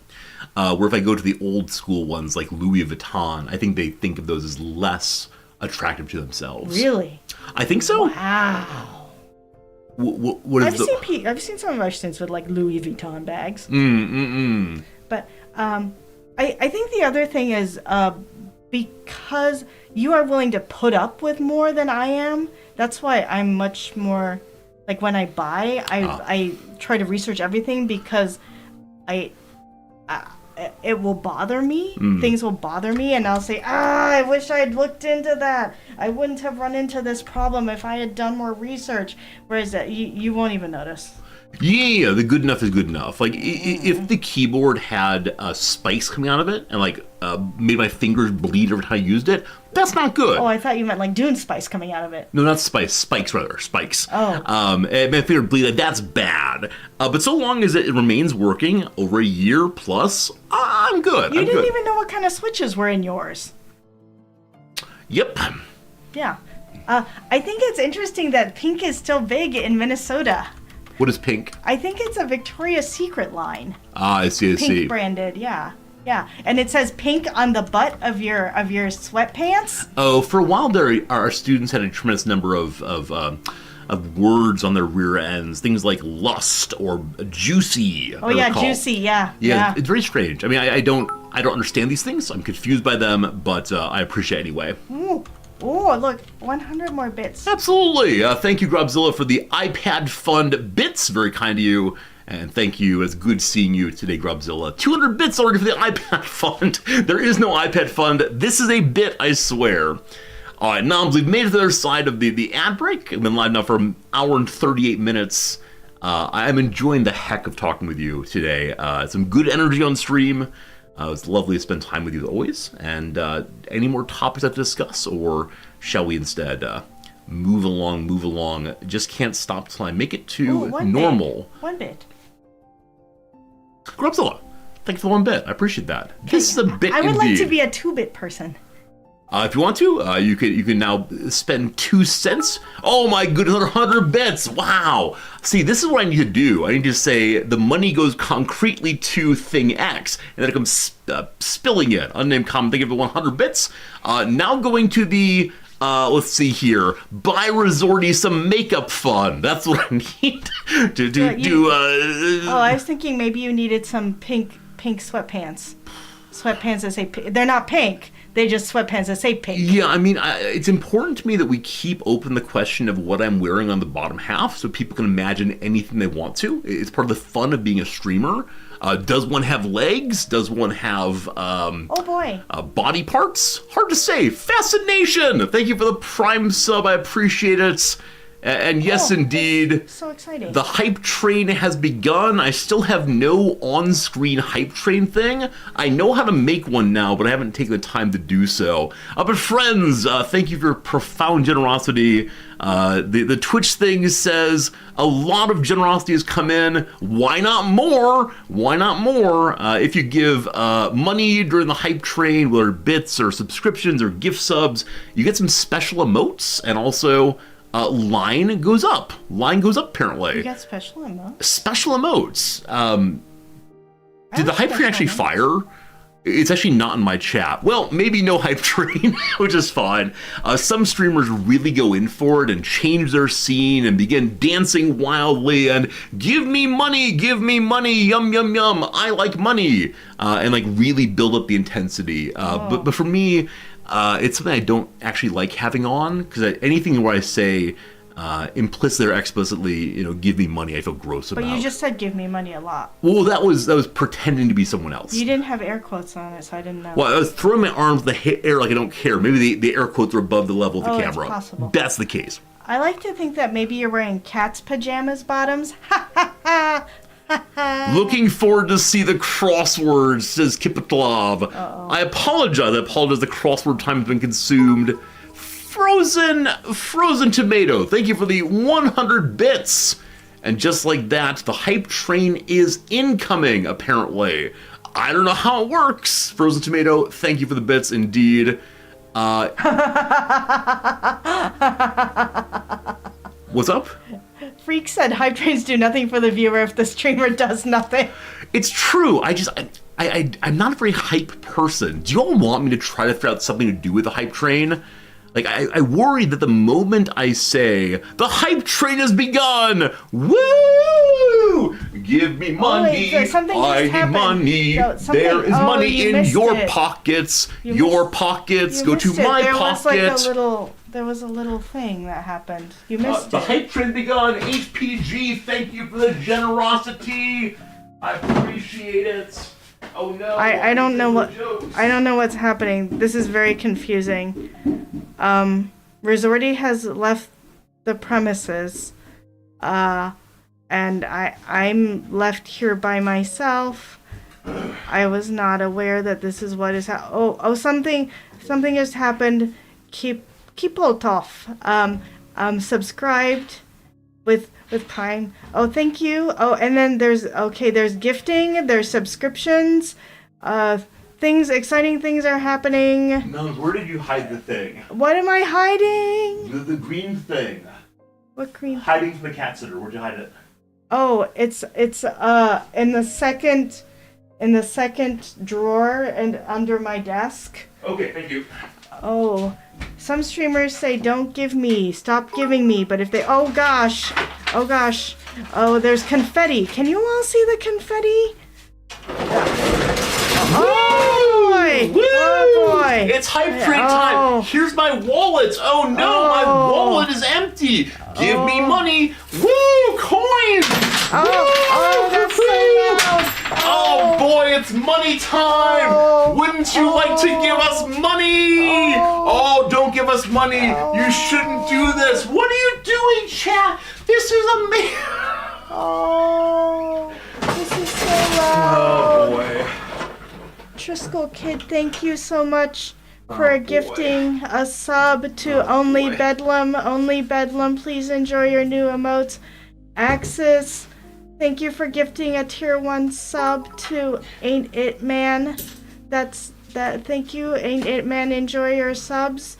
Cat Jade, thank you for the bits. Frozen Tomato, thank you for the bits. Jim, thank you for the bits.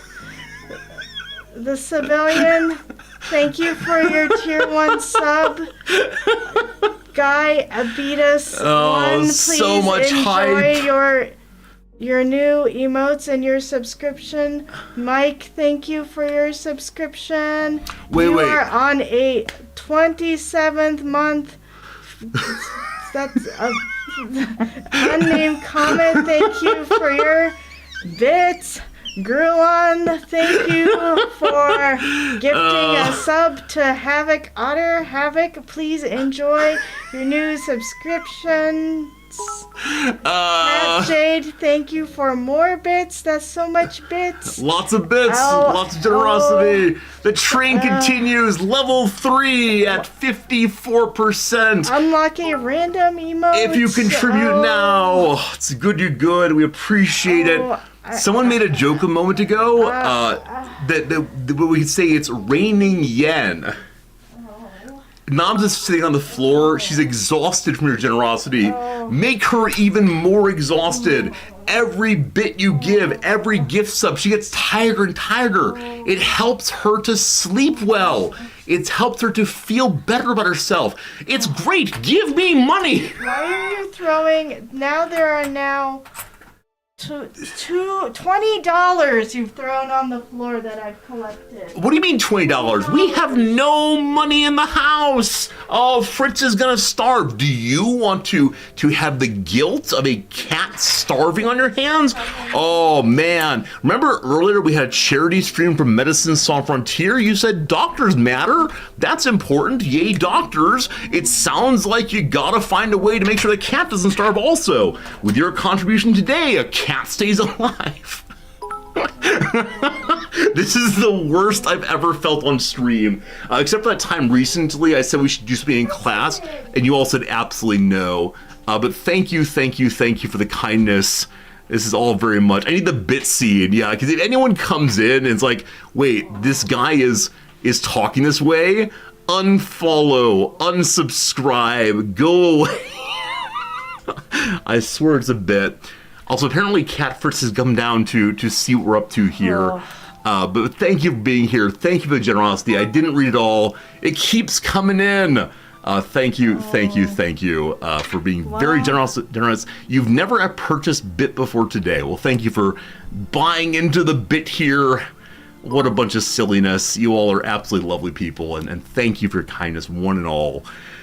I think it would be funny, though. Thank you for making me big, Grubzilla. Yeah, big emote there. Big emote is a Grubzilla. Read my message, Senpai. Grubzilla, I see you. Don't you want to be seen again? If you give at least 100 bits right now, I will see you, and I will say thank you. If you don't give bits, I'll never read your message again. I'm sorry. There's some part of my soul that is burning as I say these words. I like to think that maybe as you were throwing money around, that some of it landed in the trash can. Oh, it's possible. I will look around. I thought of that bit of throwing money everywhere as a bit of a joke. So it's good. Do you know what I thought when you were doing it? What did you think? I sure hope you're not denting the floors. I thought the exact same thing. Because we have a carpet over here. I should have thrown it here with the carpet. I threw it in an area where there was wood instead. If I dented it, I will pay for the... Friends, our landlord is going to charge us money to repair the floor for where I just destroyed it by throwing money in the air. We better raise some money to repair the floor. Oh, goodness. Slivers and Cat and Spark and Unnamed Comet and Mike and Civilian and. I thank you, Jim. I thank you, Frozen. I thank you, everyone, for your kindness. Bits for repairing the floor. A GoFundMe page for the floor. It's a very good idea. Very, very funny. Friends, we're at 93% in level 3. I don't know what that means. We're so close to level 4. Oh! We are 100%. Tarek, thank you for your... Slivers, thanks for your gift sub to Tarek. Level 4 has been hit. That is great. Should the stream room catch fire now? I like it. I think when I'm... Shokaki. We've watched it before. Thank you for the big hype. Hype's a word I don't normally use. I think it's like, oh, exciting. Oh, fun. Oh, generous. If they called it a generosity train instead. So actually, I shouldn't say this. I think I'm going to get my partnership revoked for saying this. But back before hype trains were a thing, I was part of a focus group that was asked, we're doing this new service, what should we call it? And I said, please don't use the word hype. I think my community, which is a little bit older, would almost certainly reject this, almost certainly dislike this feature, and almost certainly be repulsed by hype train. And so I said instead something like community generosity or generosity time or something like that would feel so much better to me personally, and like that it wouldn't be this like big wild thing would be good for me. But I think I've decided for hype trains. Kat, thank you for another generous sub there. 2 gift subs today. Crazy good. Do you need more hype? I mean, I'm never gonna say, dude, oh my goodness. I'm never gonna say don't give gift subs or such, but George Plays Twitch, 10 gift subs. Keeping that hype train rolling. I said we'd play a game today. It's false. Level 4 complete. This is actually the biggest hype train we've ever had in the channel. Ooh-wee. George, so good seeing you. So thank you. That is amazing. Level 5 reach on the hype train. If you're a lurker who can't see the chat, if you're on YouTube, I swear things are happening.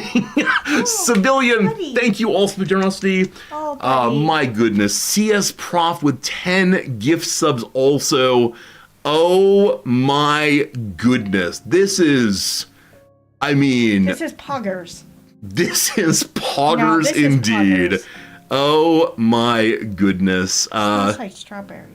Thank you. Gosh, I thought we were gonna have a little bit of nice chat today, but thank you for the end of term celebration. Is this for the iPad? Maybe. Maybe this is to make you feel better about being such a terrible professor. It was a rough semester in my faculty meeting. I feel better. Thank you. You know what you really need to do is... And what I really need to do is get a hype training class and show the students my Twitch page. Again, George and CS Prof, thank you both for the 10 gift subs. Bingo Bango, so kind. Also, thank you, Civilian, for your kindness. It's so kind. Karma, you came from the CUD, but you've been lurking. I'm sorry to say that today is not a CUD day. Every Saturday, we play a logistics game or some kind of factory game, because I enjoy these, but they're not the main games usually. But thank you for being here, Karma. I hope you continue to enjoy the channel, no matter what way you want to take it in. Welcome back. Retzel, first time chat, 100 bits. It's a record. So now we definitely have made biggest hype train ever, which is crazy. Now, of course, Twitch immediately says, set a new record, just keep going, which I think is exploitative, etc. But thank you. It's been very, very silly, very, very fun. You want to have a good vacation. It's true. This money will help us with our vacation, will help us with paying the bills on vacation. It will help Fritz stay alive while we are not here. It's true. Line must go up. That's how it goes. Nice Christmas bonus. It's true. This semester I only taught one class, and so I did not get the bonus letter. No bonus for Old Resorty. I got a bonus letter. You got a bonus letter, but none for me. Oh my goodness. Thank you, Jim, for giving a subscription to Karma. Welcome to our community. I mean, I don't know how to say that more emphatically, but thank you. George throwing in another 11 gift subs. Is that right? 11 more. Now at 97 total gift subs.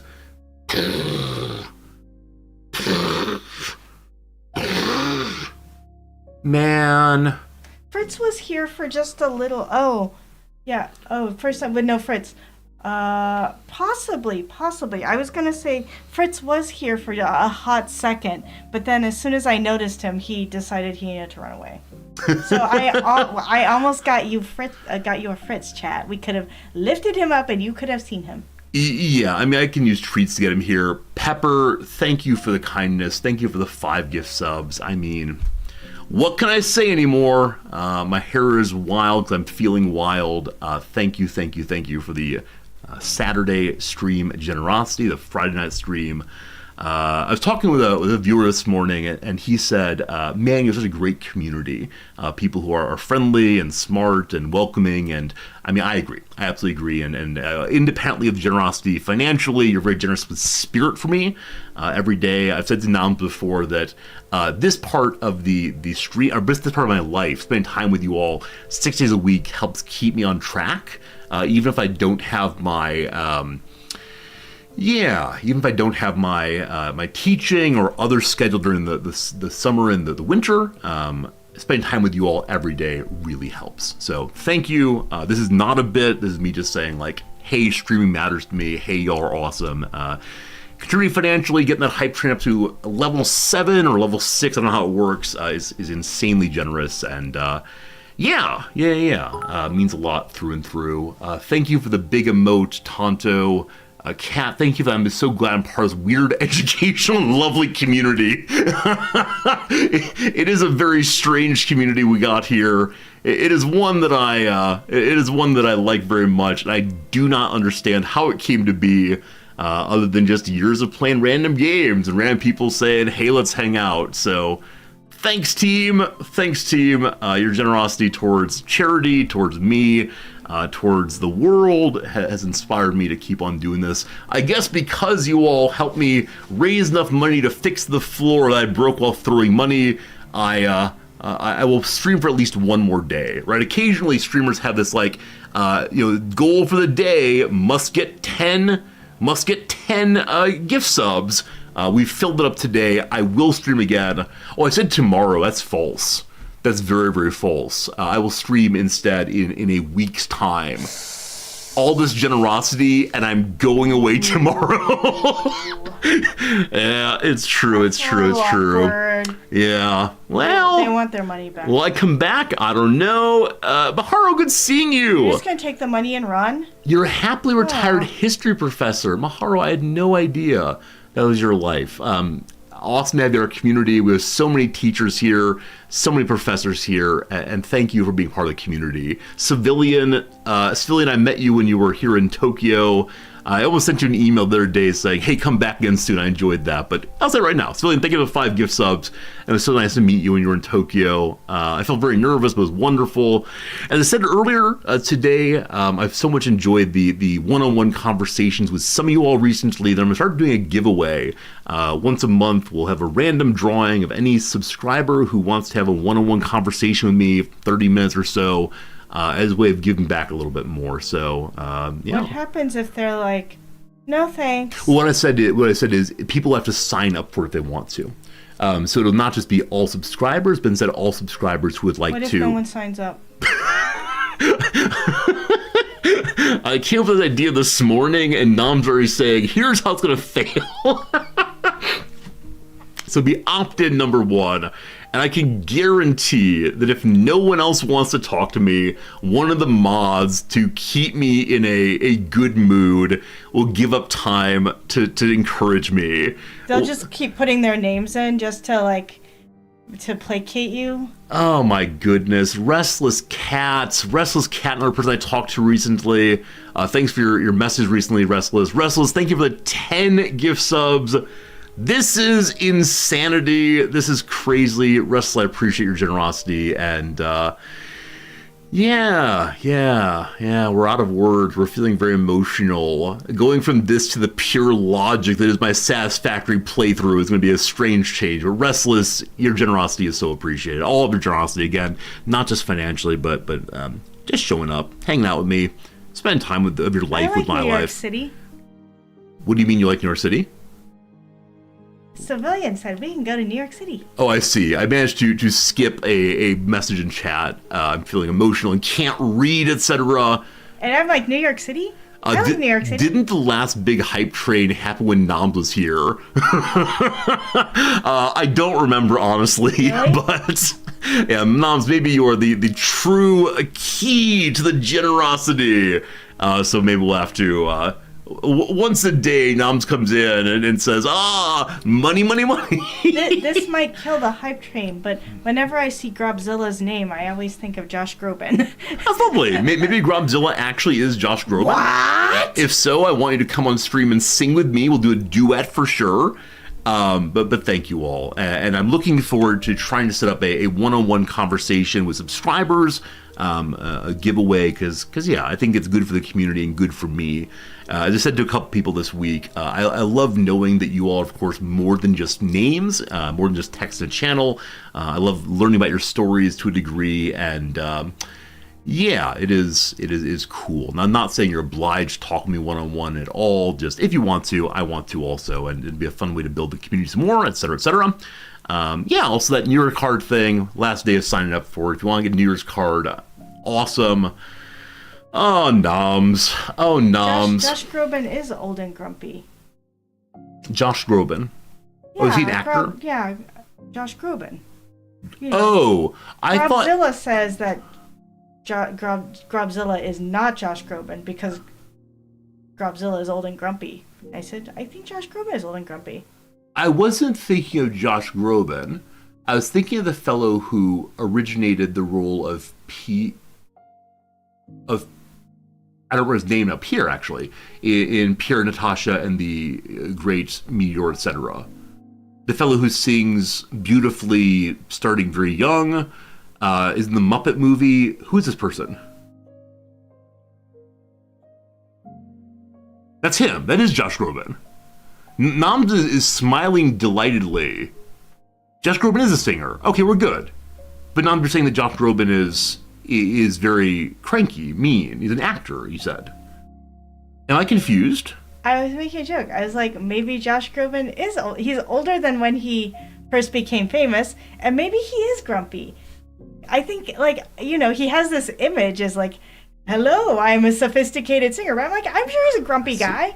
Now, is there some actor of a similar name? They're talking about Charles Grodin. Civilian mentioned Charles maybe Grodin. Charles Grodin. Okay, I don't know about this. I was looking delightedly at chat and at your expression to see what was going to happen next. I mean, this happens regularly on stream, where I will not remember a word, I'll forget someone's name, and then we stand here awkwardly for a moment as I throw out random ideas. For instance, like this thing, I remember this game a little bit, tell me what it is. So, yeah, I directed over with Sweeney Todd recently also. Man, I wish we lived in New York City. The idea of seeing the big Broadway shows appeals to me so much. Josh Gad's good. He originated one of the roles in Book of Mormon. Yeah. Absolutely. He was also on the Spelling Bee show. Yeah. So George Carlin certainly is old and grumpy. Absolutely. So like I said, I appreciate the way in which you'll help me. Josh Brolin. There's Josh Brolin. Oh, I was thinking of Josh Brolin. What the heck is this? Xerxist. Hope I'm saying your name right. Would you say Xerxist? Exorcist. Noms is so clever. It's Exorcist. Exorcist. No, Exorcist is so clever. That's clever too. Often on stream I can't remember people's names, but Exorcist, thank you for the 20 gifted subs. I'm glad you enjoy hanging out with us. George throws in 4 more, hitting 101 in total. What am I even doing here? What are we even doing, team? You're into beekeeping. I'm into beekeeping? You're into beekeeping. Wait, apiarius? Why am I into beekeeping? I don't know. That's what Civilian said. I'm just reading chat. Oh, boy.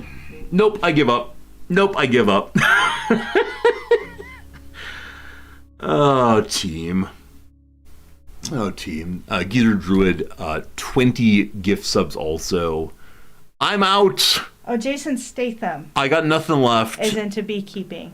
This is not a bit, I swear. Merry Christmas to you all. Happy New Year. If you celebrate other holidays, happy versions of that. Hanukkah, Kwanzaa, any other end of year, Chinese New Year, whenever that comes. Thank you. That's in the new year. Whenever it comes. I'm going to have to end stream. I mean, transitioning out of this one's going to be very, very difficult. It is a lot of, usually I'm not especially emotional on stream, except at certain moments when I go too far and describe my personal life. Thank you, Geezer Druid, for 20 gift subs again. Thank you, George, for even more. George, I don't know how many this has been, but crazy, crazy generosity from you. Exorcist, the 20 gift subs also. Restless, Civilian. We could just keep scrolling back and back and back. Now, I'm going to reveal something I didn't plan to reveal. Jim, I made a special command that I actually wrote on your New Year's card, so you can be the first person to use it. Jim, would you please do exclamation points and the thing that you often say this stream is or is not? It's a new command relevant to this moment when I'm sharing my feelings through and through. I've been revealing new commands in the bot via New Year's cards this year. I thought it was a silly thing, but there you go. If you can't find it, Jim, I'll do it myself. But thank you, everyone. Lovely time. Is there Josh Grolin, maybe? Hey, there you go. Resorty, this is not a therapy stream. So anytime I get a little bit overly, let's talk about my anxiety, overly focused on my childhood, there's now a therapy command for y'all just to keep us in line. There are other commands coming via postal card. It is a good time for sure. So thank you. But is a therapy stream? I mean, it's a little bit of therapy stream, right? I do enjoy using chat as a therapist. I should be going to a therapist, but instead I talk it out with you all, and I feel much better because you affirm my feelings. It's wonderful. But yeah, it's a good time. Oh boy, having to keep the emotions down, folks. Yeah, a lovely community. I made jokes with the hype train, and I think that may have pushed it in a good direction. As I was saying before, I think I'm going to set up a GIF of myself that is, throwing the money in the air and running around. They'll pop up when the hype train starts with some version of the song "It's Raining Men." But modified to "It's Raining Yen." I think you should say yen. So it goes, it's raining yen. So that's actually the plan. Noms often sees the future when it comes to things I want to do. And also in the show, It's Always Sunny in Philadelphia, which we've been watching from bit to bit, from time to time. Noms will often stop the show and say, they're going to do this thing. And I said, whoa, Noms, whoa, just enjoy the show for what it is. Let's have our thoughts. But yes, indeed, I'm planning to have the song go, it's raining yen, and see if it's funny. If it's funny, we'll keep it. If not, we'll get it gone. So we'll see how it goes. I said, the infrequent. Maybe it should be the Prime Minister of Japan going, yen. Maybe I can. He's a funny looking fella. Maybe I could find a way to make it work. Maybe it should be a picture of him eating a rice ball with you going yen. Maybe we'll look into it. I've been thinking about different ways to what's happened, Exorcist? What's happened, Exorcist? Another 10 gift subs. You enjoy the raining yen idea, I suspect. Thank you for your kindness. And I always forget we made these little gifts, Knobs. Remember these? This little yeah. So all those were made with Noms throwing things at me. Friends, the hype train is over level 9, the highest it's ever been. You all gave 120 gift subs and 2,201 bits. This was not the plan today. The plan today was to turn on the computer, to have a chit chat with Noms, to play some Satisfactory, but this has been very, very satisfactory indeed, and I'm just verklempt is the word, overwhelmed is the word, and yeah, thank you. It's just thank you for every single day of this crazy experience. It has been something I started back in Indianapolis after grad school. I was feeling lonely, and I decided to make a Twitch channel so I'd have someone to talk to in the evenings, honestly. After a work day, I was just lonely. I knew no one in the city. And so I said, okay, I like gaming. Let's see how it goes if I'm gaming and talking. And Golden Souk, thanks for that resubscription. I appreciate it so much. One day someone came in and talked to me. He was a high school student, I think a sophomore. We talked about his life and his favorite games. And then from that conversation, other people started joining, and I don't know how, but here we are years and years later, hanging out and doing this thing, and I'm so lucky. As you may have seen in the year-end review, the community review that Twitch sent out, there are millions of people who stream every single year, and the majority of them, they don't say this, majority of them never get a viewer. They mostly just talk to themselves or sit there and play the game silently, and that's that. But some luck and circumstance and whatever else has caused me to be incredibly lucky and to have all you folks spend time with me and do your good stuff. The Cubs then won the World Series. That must be it. My starting stream is what caused the Cubs to win the World Series. What a good day. Nam, do you know how to read French? Or Italian, possibly? I say his name wrong every single time. It's right here in chat if you need a reminder. How would you say that name? Aristide Bonsevu. One more time. Aristide Bonsevu. Thank you much, Aristide de Bonsevu. I need to... I don't know why you sound like the rat in Ratatouille. Because I go a little over the top on my French pronunciation so that people do not mock me. If I know that I'm bad, then they will accept that I am bad, as opposed to mocking me through and through. I think I'm going to go ahead and...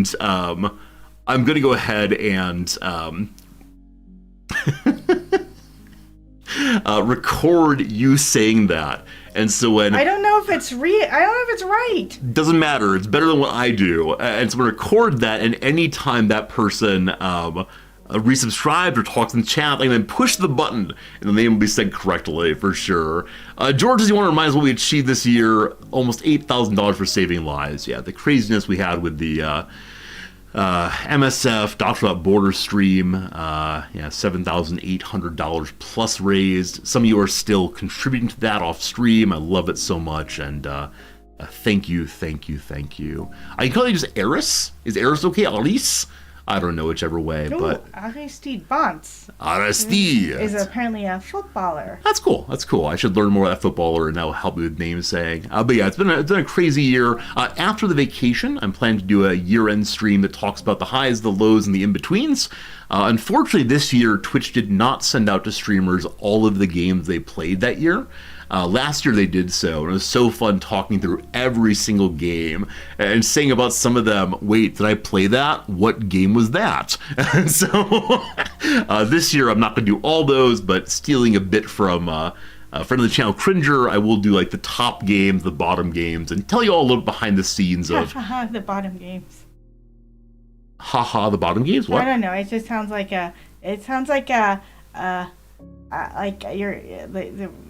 something to do with like farts or something. Bottom games. This is my stream. Behold my stream. What I meant is the games I liked least, and more so the games that were least interesting to the community. Oh, it has nothing to do with like trying to do the Blue Danube Waltz with. I'm going to create that game. It's going to be a game where you have to push the little buttons and it makes fart noises, and you have to play like the Blue Danube Waltz with farts. Great. I look forward to seeing it. I do not look forward to advertising my channel. Good luck. It's going to make so much money, man. I'm sure it will. The person who made the goat game didn't think it was going to be... No, the person who made the goat game, their husband didn't think it was going to be any good, and yet... I love it. Oh, they're called toots. I do recall, of course, that you are a major figure at a university in Tokyo. If I record this, which no one would do, obviously, will be the Goose Game. We're sending it to the bosses. Oh goodness! Why would you do that? For jokes. This is a bit. Don't worry.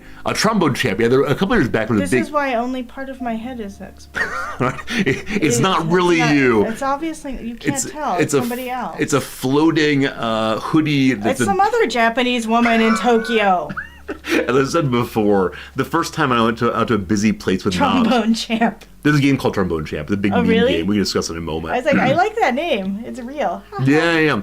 The first time we went to a busy place in Tokyo, it was a bookstore. Noms took me there because I was really, really stressed out.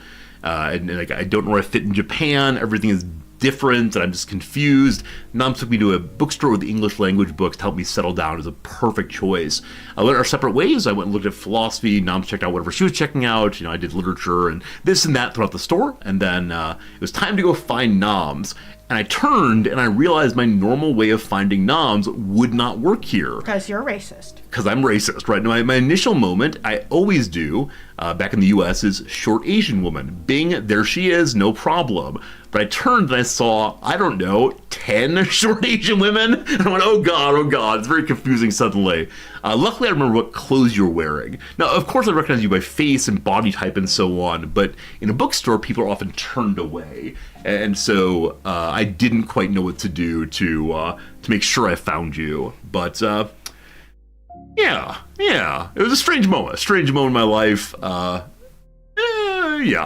don't want to say it comes from racism. I think it comes from a kind of a familiarity with one sort of scene in which there are tons of white people and one Asian person, and not to point out a race, but it was an easy identifier. Yeah. When we go on vacation, I'm gonna run away. And you're gonna be, oh no. Oh goodness. I mean, I think I need to do that.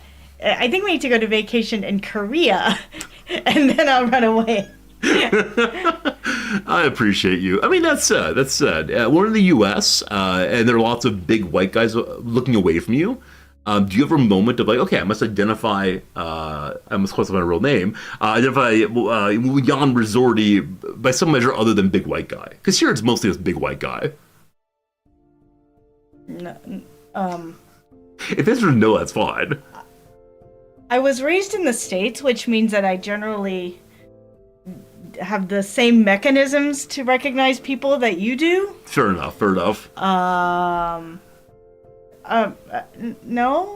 I don't know what you're I'm so confused. I see. The comic character Henry Cho talked about losing his father immediately upon exiting a plane in Seoul. Yeah, exactly. The cues we use normally do not work as well in other contexts. There's lots of research. If you... I could be a comic! I mean, I think there's been a recent surge in Asian American comics talking about their parents primarily. What do you mean a recent surge? Margaret Cho been doing that since the 80s. I mean, lots of people doing it. But yeah, Margaret Cho has been doing it a long time. Wasn't a comment on, though, is there's been a lot of research about the kinds of people you grow up with, the kinds of faces and skin tones and so on that you see regularly help you to distinguish more easily those kinds of people than others. And so, the cruel statement, X all looks the same to me, it actually has some reality in it. Not looks the same, but difficulty of distinguishing. Which led to like a horrible moment for me. I mentioned before that I was accessory to a robbery back in grad school, in which I let some people late at night use my phone. I was somewhat intoxicated and just wanted to be helpful. On my way back to my house, and so they use my phone. This is very resorty. Yeah, they use my phone to call in a pizza order. Apparently, I didn't know that. And then when the pizza delivery person came to my door to deliver the pizza, they jumped out with a gun. And so about 3 hours later, a large policeman was hammering on my door. And the door opened, or I opened it somewhat wearily, staggeringly. And as I opened it, the police officer said, "Nah, it's an old white guy." And so that was like the first moment of this thing. But they asked me if they'd come to work the next day and have me identify the people who were part of the robbery, because I let them use my phone. I must have seen them. And so they came to my office next day with a big old book of suspects, a big old book of like a... What? Binders full of suspects. Yeah, binders were actually full of Polaroids, I believe. And they pulled out 10 or so and made kind of a impromptu police lineup among these people. And I said, look, honestly with you, I don't recognize any of these people because I'd been drinking, and it was just a casual moment in the evening of me helping someone out. And so I don't know what the person looks like, other than I know they were an African-American person. And the cop said, you let someone use your phone without knowing who they are? I was like, yeah, it's just no big deal. I had to call someone, no problems. And so he began to like indicate particular people I should mention, which of course is a kind of leading thing that's terrible. And so I said, no, I don't recognize them. And as he was leaving, he said, yeah, they all look the same, don't they? And it was a profound moment of like institutional racism, et cetera, but the way in which the man said it so casually to me was ugly, was sad. And again, a police officer saying this kind of thing. And it's a place where there are a fair number of African Americans. Yeah, right? yeah. So, exactly right. It was at a party they'd passed the test to get in. No. I was walking home from a bar, and they were standing in the parking lot of my apartment building. Just random people saying, "Hey man, can I use your phone?" I don't know. I assume they need a ride. I assume that they need to call mom to say that they would be a little bit late for curfew tonight. Yeah, exactly. And so I tend to assume good intentions, and that usually works out. But in this case, it definitely did not do so. So that's how it goes. Yeah, and the time that some drug dealers stole your car. See, sometimes I feel like a mean person when I'm walking around in the world with you, and I'm like, no, man, nobody panhandles in Tokyo. Why are you giving that man money? And then I need to remind myself that these things have occurred, and I am not a mean person. I am just appropriately cautious individual who grew up in the United States. Yeah, I think for me, on the off chance that the person is being sincere with me and I have the money to help out, I'm not in a position where, because of Chad's generosity, I'm not in a position where the 500 yen is a boy. major expense, Yeah. I want to go ahead and help out. Because, man, if that person goes to bed hungry tonight and I could have helped, but suspected they weren't doing the right thing, I would feel horrible myself. Yeah. So I want to help where I can help, even if they might be abusing me. I think that even if systems are open for abuse, they can still be good if they're helping folks. 500 yen is not too much. I think what was funny about the incident too was that the man said, "Can I have some change?" And you're like, "Oh, I don't have any change. I only have bills." Well, I have nothing for you, sir.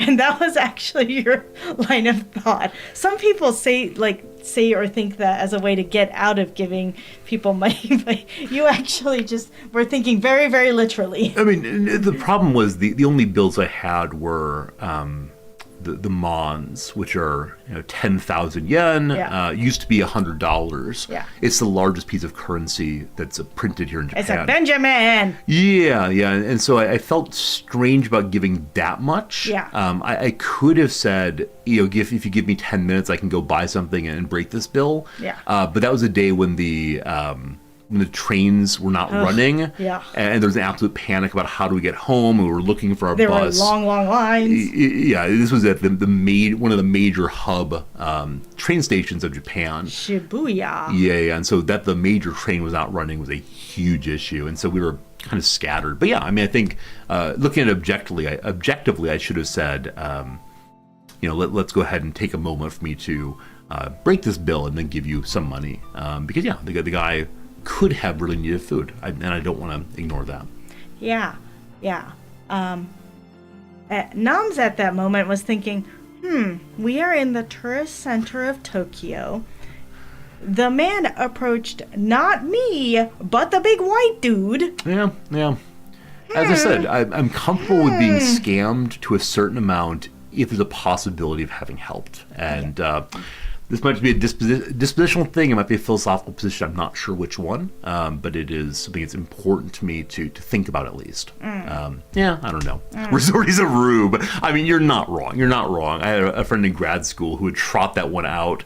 I set myself up for being scammed. Now, I tend to be cautious about this. I don't go to the carnival expecting to win all the big prizes. I'm a rube when it comes to the possibility of helping people out, I think. So, I don't know. A person in New York City approached you saying you don't have to be a Rockefeller to help a fella. Yeah, I mean, if someone's being clever, I think that in itself is worth paying for. Yeah, Tim, I love that idea. I love the idea of having things available to give to people as opposed to just pure money. Now, that said, it is the case that in some cases what the person needs is money, right? You can't get a deposit on an apartment with food. But yeah, if someone's in need, you can give them a bag of the things that one might need. Now, we don't have a car here, unfortunately. I talked two or three streams ago about the value of carrying a purse, so that I'd always have food available for stray kitty cats. If I carried I thought you were going to say for people, and then turn into stray kitty cat. I mean, that's what started the conversation. I ran into a stray kitty cat. If I'd had food, we could have been friends, but instead it didn't want to engage with me. But now that I think about it more, it is possible I could also carry some toothpaste, a toothbrush, a few little things in a small bag. Wherein you turn into a bag lady. Yeah. I mean, I think I just want to carry one bag, but we'll see. Are you just making excuses so you can buy a man purse? I mean, what we talked about on stream was that... We talked about on stream was here in Japan, there's much less of a bias against men carrying bags. Oh yeah, some men carry straight up purses. Absolutely. Straight up and I think, fancy purses. I think seeing that has helped me to challenge the ingrained kind of sexism or ingrained kind of restriction on the possibilities of masculinity. By saying, they're just carrying a bag. Why is a bag a marker of gender or otherwise? Well, I wonder if it's the case in more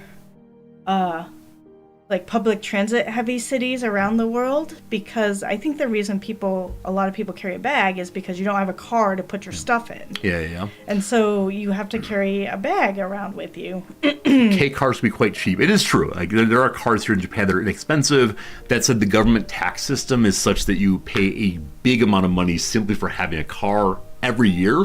In Tokyo, they want to discourage car use as much as possible. We don't own a parking space. We have to pay for that. Parking spaces are really expensive. They are in central Tokyo here, very, very expensive. And then also, neither of us have a driver's license, and I think that's also expensive. It's expensive to get one. You have to go to training school because the license itself is not expensive, but the training to get a license to pass the test is expensive. Yeah, because the test here in Japan is not so much a can you drive, but instead can you follow a particular dance that you will do only for this training, and then you will never use again. Well, you see, there's this thing in Japanese culture. It's called the hone and the tatemae. Yes. What you show and what you don't show. Or what's real and what is presentational. Absolutely right. So the presentational is, look, I know how to drive in the safest possible way. Every single time I get into the car, I look underneath to make sure that nothing is hanging down. Every time I go into the car, I walk around and look to make sure that each tire is full. When I get into the car, every single time I adjust the various mirrors to make sure they're perfect. And if they're not perfect, even if they are perfect, I still move them a bit to show that I've given this attention. Every time I want to make a turn in my car, I look over my shoulder, raise my finger, and say, yosh, meaning it's good. I go through these steps every single time, every single turn, because it's the right way to drive. And the average Japanese driver, other than like hired delivery people, never do this. Never, ever, ever do this.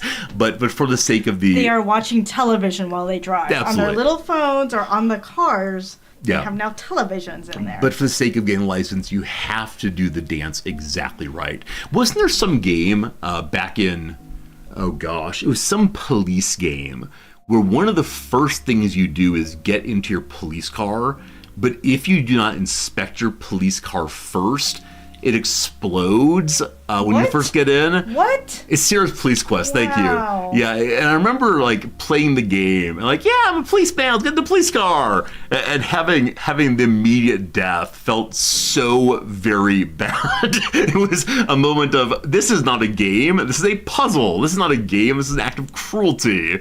It's like when your third grade teacher gives you a worksheet or a quiz, and on the top it says name, and then like read all of this. Number bottom is like number 9 is like erase your name, and then if you've written your name in it, she's like 0. Yeah, exactly. Rule number 1 is read everything before answering any of them, and then normal students begin working their way through and writing.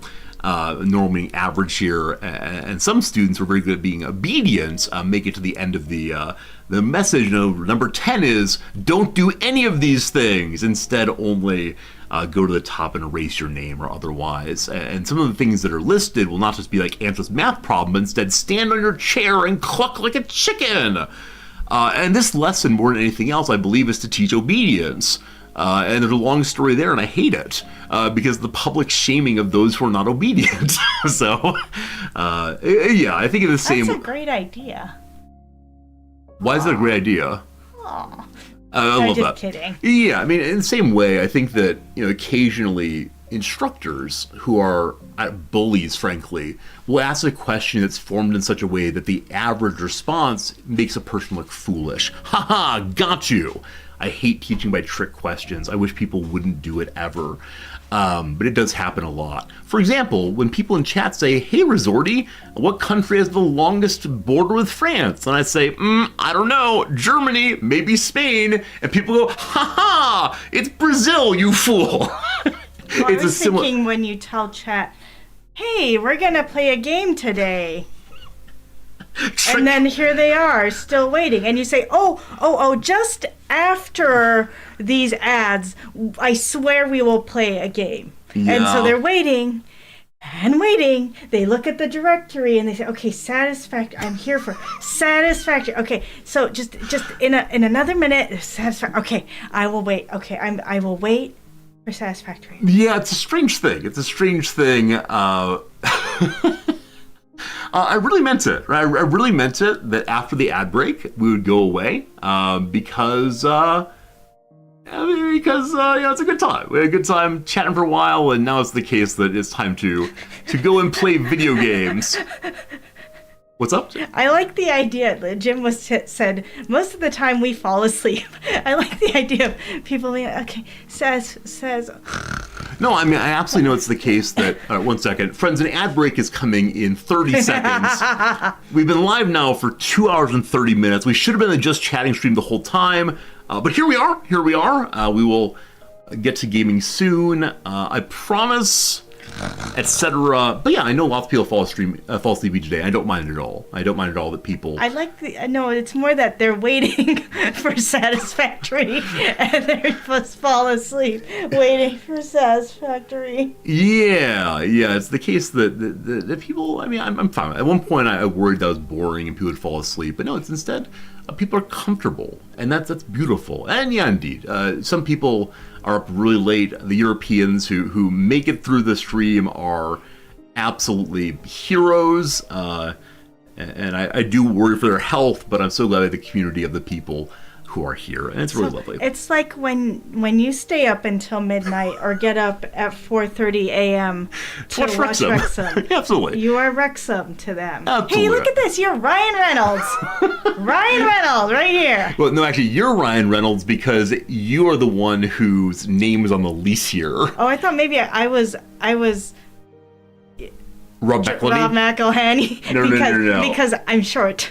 Yeah. And he is short, and Ryan Reynolds is tall. It's true. No. Definitely, you're the head of household here, as well as that. And so no, I am the players. I'm Phil Parkinson, the manager, but you are the owner of the team, and that's okay.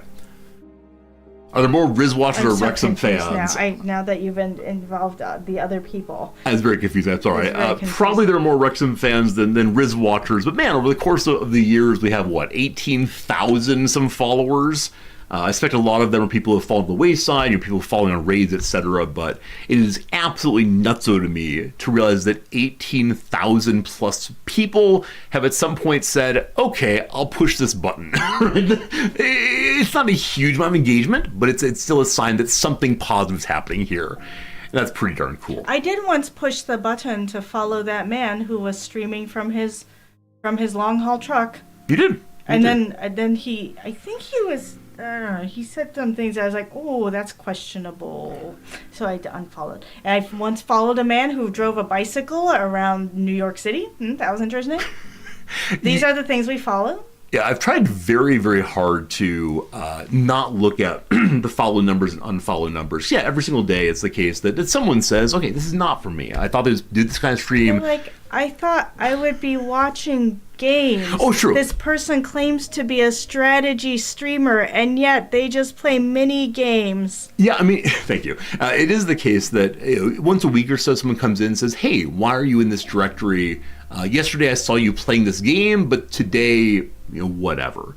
Why are you here blathering instead and looking up words? And that person, I'm fine. I think it's the case that, as I said before, early stream viewers and late stream viewers have very different experiences of the stream.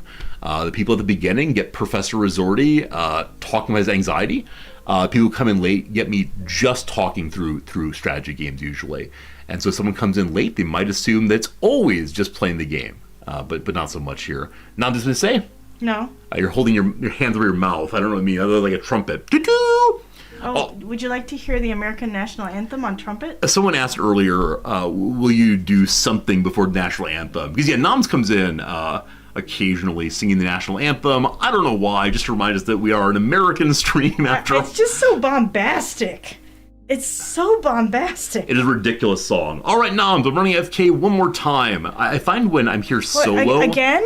When I'm here solo... Again? 1 second. When I'm here solo, I find it much easier to control my natural functions. But with another person here, I don't know why. It might be I'm standing differently, I'm focused differently. But, yes, I will come right back. Noms, you can do it. You promised that they would get games after the ad. I mean, do you want to play Satisfactory? The ad runs out in 5 seconds. Do you want to play Satisfactory? No. Okay, BRBRB. You did not miss Redactyl because we are not doing anything but standing around chatting. We did not play any games. We didn't play any mini games. Oh boy. I wish I knew how to go to Redactyl. I once knew how to control these screens here. Yes, it was a lot of hype. Yes. Which cat sitter did we hire? I think we hired the this is a very typical resorty decision. Resorty decided that he felt bad for the cat sitter who had 0 ratings, and so we are going to hire the cat sitter who has done no cat sitting jobs. Yeah, the other person had lots of 5-star ratings. Did we go with that one? No, we went with the new person who has no experience. And I believe that Resorty made this decision on one possibly on based on a good reason and a bad reason. Good reason. Fritz does tend to be afraid of male voices or men persons, and so the sitter with a lot of experience and 5-star ratings was a man person. Reason number 2, which is not so good, is man sitter with 5-star ratings, lots of experience, costs more than woman sitter with no ratings and no experience. I don't think that's a very good reason. Yeah. Oh, she has cats at plenty in Germany. Are German cats that different? I hope not. I don't know. German people are different from American people. I don't know. Let's see. You were on the Spaniard side, Dr. Possible. The new girl, the tattooed dude. Yeah. We are going with the new girl. Tarak, you were pro-German girl, so yay. How hard is cat sitting? I mean, yes. She just needs to come into the house and put down some food and put down some water. Oh, you thought the new girl had good ratings on the German. You all know more about this than I do, because I have not really been involved in this. The person with 5-star ratings is already busy. No ratings doesn't mean no experience, and she's cats have plenty. Look, giving someone a chance is fine, but not for a full week. I know, what if we come back and Fritz is dead? Right? We can move to a new apartment that does not require a cat lease. That doesn't require a cat lease? I'm so confused. What do you mean? Yeah, there are only, we have found so few houses and apartments in Tokyo that would allow us to live with a cat. Oh, like I see. If Fritz were dead, we could go ahead and find a But it place. comes with some insurance, right? You said this thing comes with some insurance. Yes, that is how it goes. And so they're going to give us money if Fritz is dead? I haven't looked into it deeply. I think it's more if they steal things, but I'm not sure. Anyway, Fritz will live. There's no concerns. I mean, Fritz has enough fat on him that even if he got no food, he would live. For, like, what? He'd probably find something to eat. If he got hungry enough, he has claws. He would probably find something to eat. Like, he'd probably find his way to get into something. Yeah, I don't know what to get into, but we might start eating, like, wires on my computer. We'll see. Anyway, I'm sure he's fine. This person, be lovely and good, and, yeah, it's gonna be good. I'm excited to spend time with them. It's gonna be good. It's gonna be good. Oh, yeah, we're meeting them tonight. We are. I don't like this. Can I leave the house? I mean, yeah, I can talk with them. I was hoping that you would be able to German it up with her. At least it's a bit of fun. I'm guessing she has few German interlocutors here. So there are plenty of people here who speak German. Okay. I'm sure she has many German interlocutors here. I think they're finding them, possibly. Yeah, and I don't know how much she wants to serve as people's German language practice. I don't know. I don't know. I thought it'd be fun, a little hello, how are you, etc. And he, but maybe not. Maybe not. Great to hear Nom stop feeding Fritz human food. Yes, it's now been, like a week of no human food for Fritz.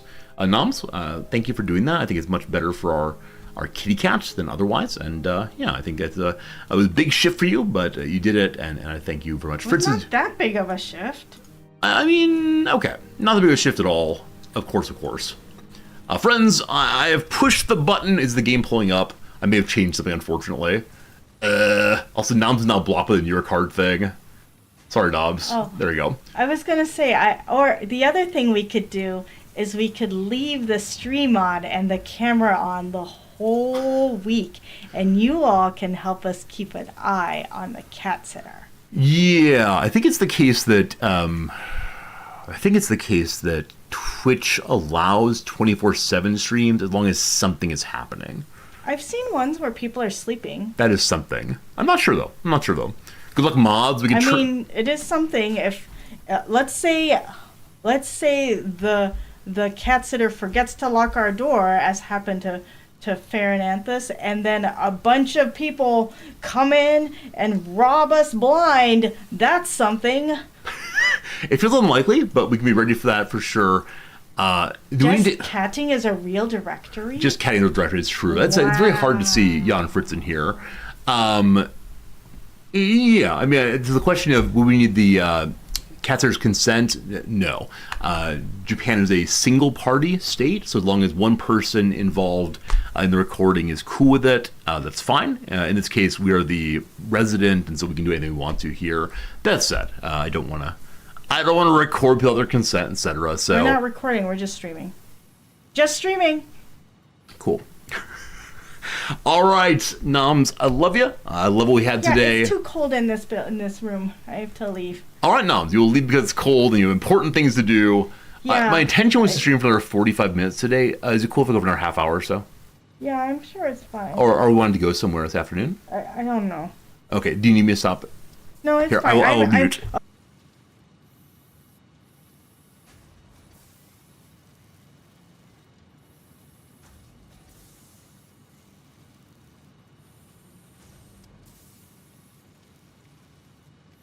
Say bye to stream, please. Okay. Okay. What? Okay. Okay. I invited you to say goodbye to stream, and you Oh. responded, okay. Okay. I'm going to be taking socks to the snowing mountains, though.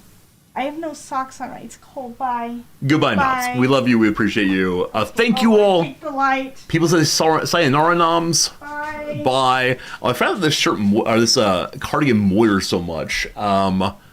It's keeping me warm in here. We're gonna stay with this thing. Team, thank you for a lovely intro. It was excessive.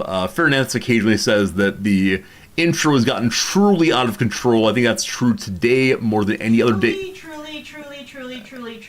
Truly out of control. Noms is noticing I said the word truly. That's fine. And yeah, it is the case that it went a little long today, but I think when Noms comes around, that is always a possibility, a risk, we'll call it. But friends, we return to our Satisfactory, Satisfaction, etc. Logistics game. Always, we're in the middle of Fixmas. Happy Fixmas, everyone! It is day 14 of the Fixmas experience. I went ahead and did some Fixmas-y things myself, but not enough to actually get much done. So I've unlocked the Christmas tree, and the Christmas tree produces presents, and presents are used for many other creations. So that's a thing. This machine, a smelter, is meant to make copper, I believe. Is that right? We're creating some new item we haven't had before.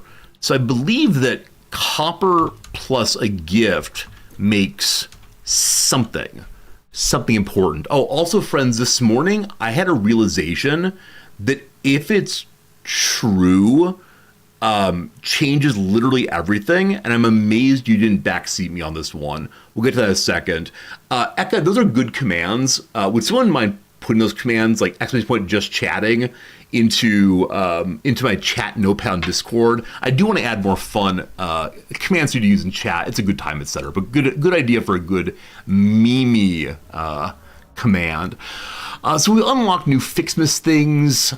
They're parts, I believe. We'll go over to the Fixmas area in just a moment. But here at the bottom, we can see we have more and more kinds of ornaments. And so the combination of... Maybe I'm wrong. Oh, no. Oh, here we go. The combination of red, which is made from a present, and copper, which is made from ingots, makes the gold or copper ornament. Iron we need also. So much to do. Noms, welcome back. I wanted to share that the reason I was cold, remember how I said I was cold so I have to leave? Yes. I realized why I was cold. I'm wearing shorts.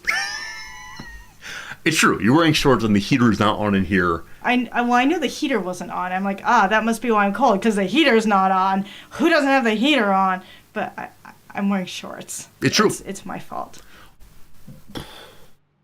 That's all I have to say about that. All right, Noms. We Goodbye. appreciate you. Thank you very much.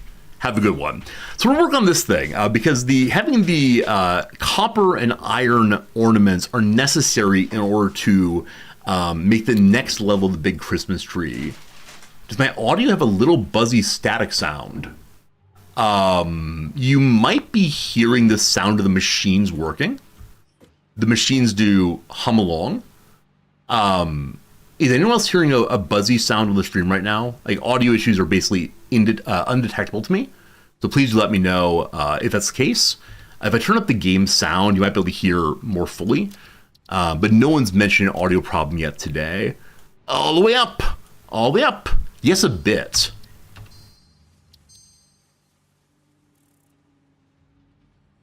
Okay.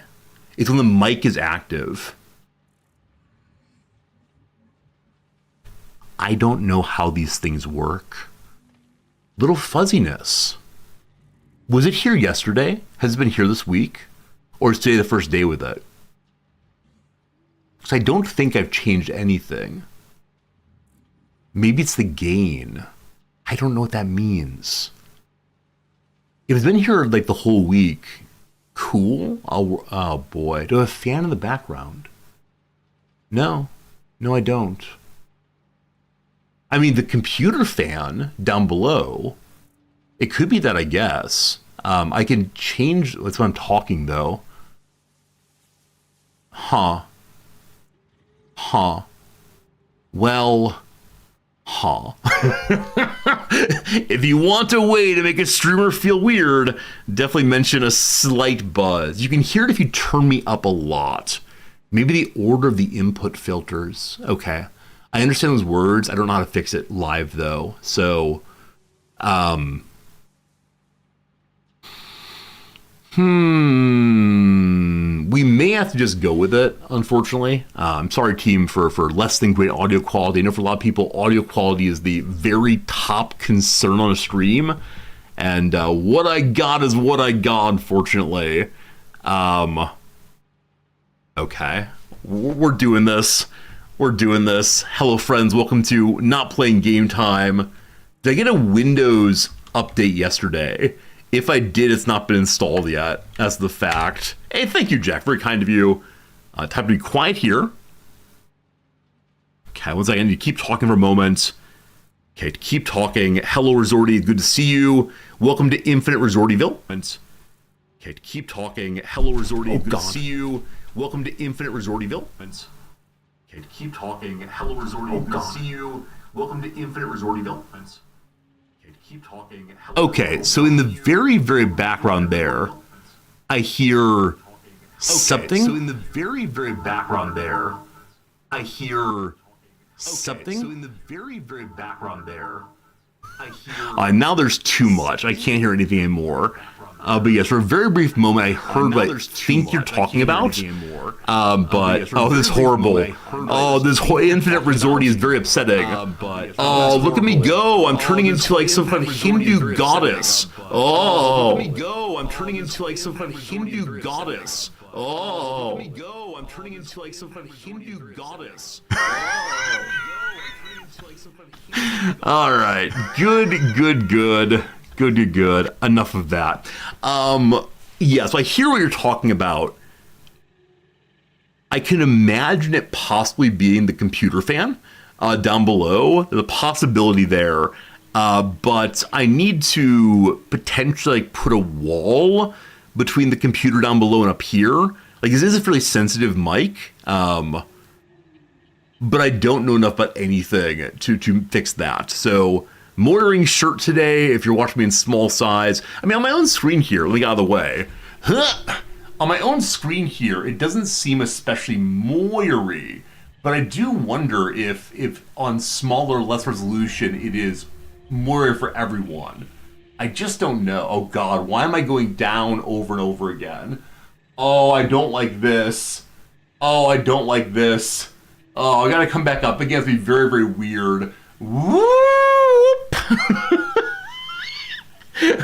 It is quite motoring. Okay. On my screen, it's not, though. When I say my screen, I mean like my video player right here I'm seeing on my screen is not moiry. Oh, man. Okay. We're into like behind the scenes resorty. I feel like I need to pull down the green screen. What will happen if I pull down the green screen? I'm suddenly very interested in thinking about how... I don't know. Here we go. What's gonna happen? Whoa! And then halfway up, and then back down again. Oh, and then up all the way.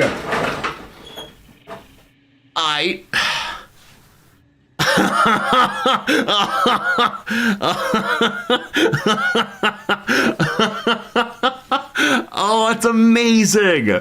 That's... Behold what I have done. As I often say, I know there are a lot of things that one can do with a green screen that I just don't even try to do. But now I'm seeing the possibilities of all of us thanking you, right? All of us thanking you very much for your generosity. Peak Twitch content. You're not wrong. I think it's what people go to the Just Chatting directory to see. Why have we never done this before? And the longer I stay here, since good. For the Philosophy stream, do a green screen trick to illustrate point. That's a very good idea. I like it very much. I am hesitating to become big resorty because that'd be very, very strange. Anyway, we should go back to our gaming. We're here for gaming. Oh, it's all over now. Don't you worry, team. Little resorty can't hurt you, though big resorty could possibly hurt you. I don't know. All very strange. We go back down here again. We move the camera slightly this direction. Oh, team. What a silly day. What a silly day here on the old stream. Someone's took an edible, it's freaking out. I mean, possibly right. The infinite-headed resorty sure is doing something. All right, I'm going to go over here to my... Man, so that was all meant to discover if there was a slight hum in my audio, which I agree there is. I'm considering, like, plugging everything in again, or, like, looking at gain, or... As I said before, I need to just hire an audio engineer. Japan is filthy, full of people who are very qualified to fix these things, and so I would like to have them fixed and to learn how it goes, etc. Had a few drinks and freaking out, man. It's a hiss instead of a hmm. It's not a hum, but a hiss. I mean, I do have the official stream snake in the background, so possibly the official stream snake is making noise. Quiet down there, Beelzebub. We begin this way, team. It is Fixmas. It is time for us to find more. Why the screen just shake? Is that a gift landing nearby to remind the player that there are things to get out here? Sounds fine at lower levels. Yeah, maybe people have the stream up really high to hear it over top of their rap music. That could possibly be the case. Or maybe it's like having resorty injected straight into their bloodstream. Anyway, it's time to find more of these. I did a few off stream. It looks like 10 might be the highest we've done so far.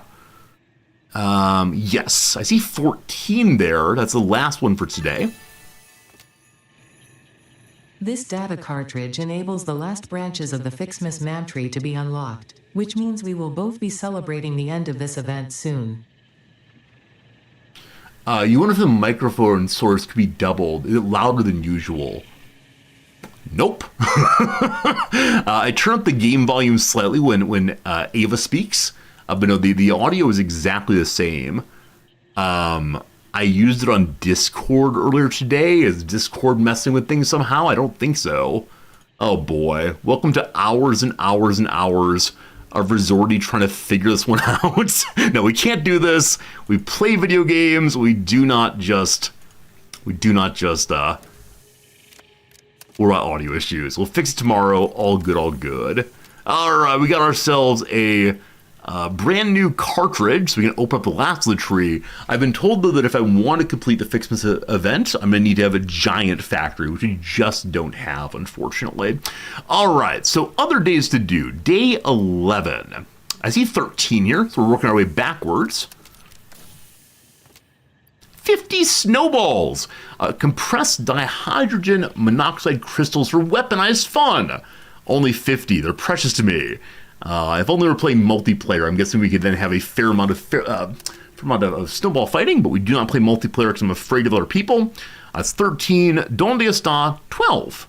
12. Where does that one go? I see 17. I see 18. By the time I'm actually looking for these, I will have forgotten where they are, I guarantee. Guarantee.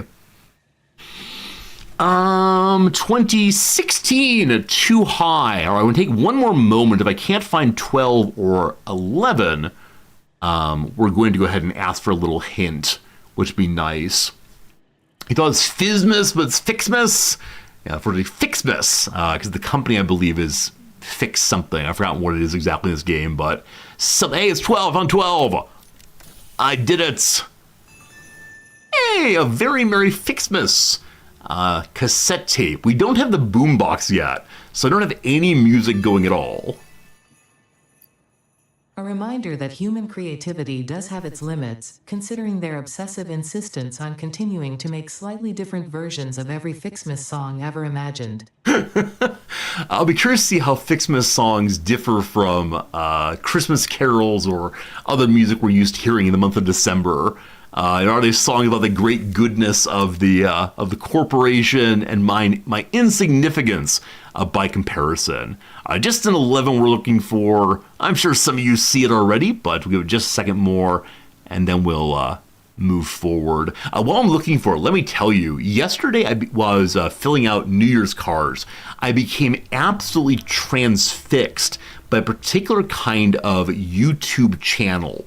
It was a man who would buy rolls of coins from the bank, and then he would open the rolls of coins on stream and then talk about the different coins that would come out. He was looking for old American coins that were made out of silver. He was looking for coins of particular years to fill out his collection. He was looking for coins that had defects on them, etc. And it was like, an hour of him opening pennies and nickels and dimes and quarters and just talking his way through it. I really enjoy listening to people who are passionate and interested in something that I can understand. And so it was such a comforting bit of companionship while filling out these New Year's cards. So let me tell you, watching people open coins, pretty fun. Oh, and the card game packs.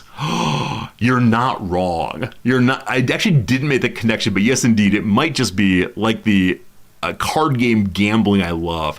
Now, the thing in his case is when you buy the coins, you buy them for face value, right? It's like money exchange at the bank. And then when you give them back to the bank, the ones you don't want, you get full credit for them. Now, some banks, including the one that I worked at years ago, do charge a fee, even to account holders, to turn in that many coins, because he's turning in hundreds and hundreds at a time. But there's some banks that if you have an account, they allow you to return coins for free. So there isn't like the cost of potentially getting trash cards from your trading card game. Instead, you can return everything you don't like and don't want. But it's a fascinating thing for sure. All right, I don't see 11. I've looked quite a bit. I'm sure it'll be obvious once we type in a number, Give me... Come on, I can do it. I can do it. I can do it. I can do it. I can't do it. Give me the 11, please. Oh, man. Oh, man. I looked past it over and over and over again.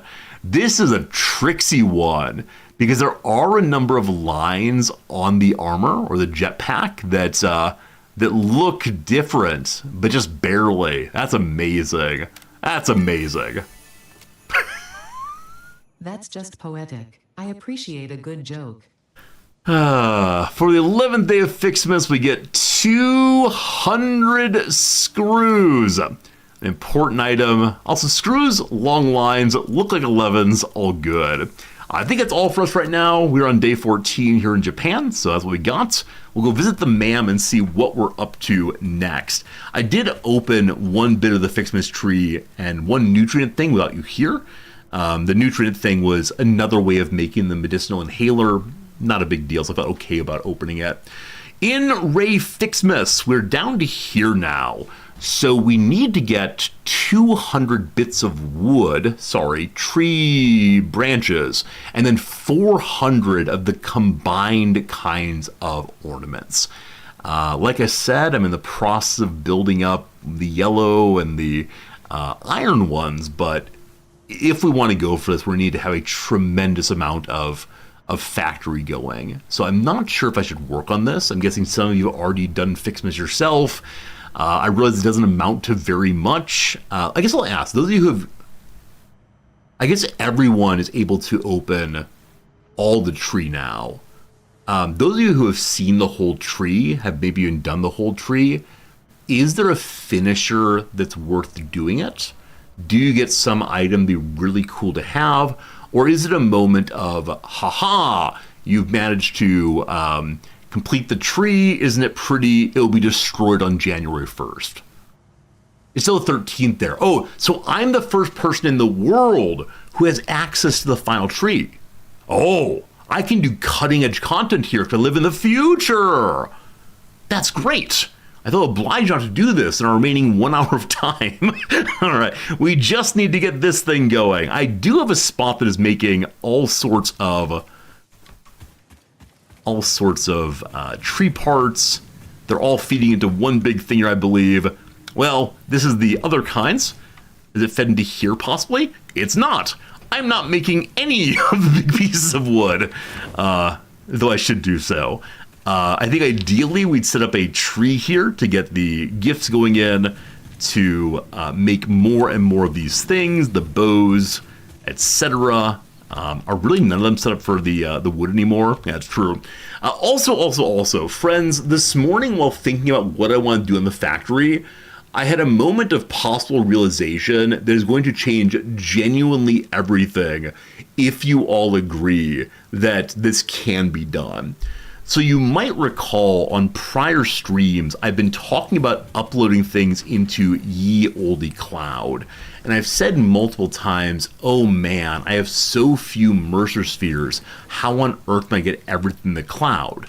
So I was thinking there had to be a one-to-one correspondence between the item that one is putting in and the uploader you have. So uploader 1 is only able to take steel once it starts on steel. Is it the case that I can use a merger to put more than one thing into the cloud at the same time? If that's the case, I feel like I'm such an idiot, but now an absolute genius. Can you use mergers to put up more than one thing at a time into the cloud? You want to get a correspondence theory of uploader items? There's a cat on the uploader.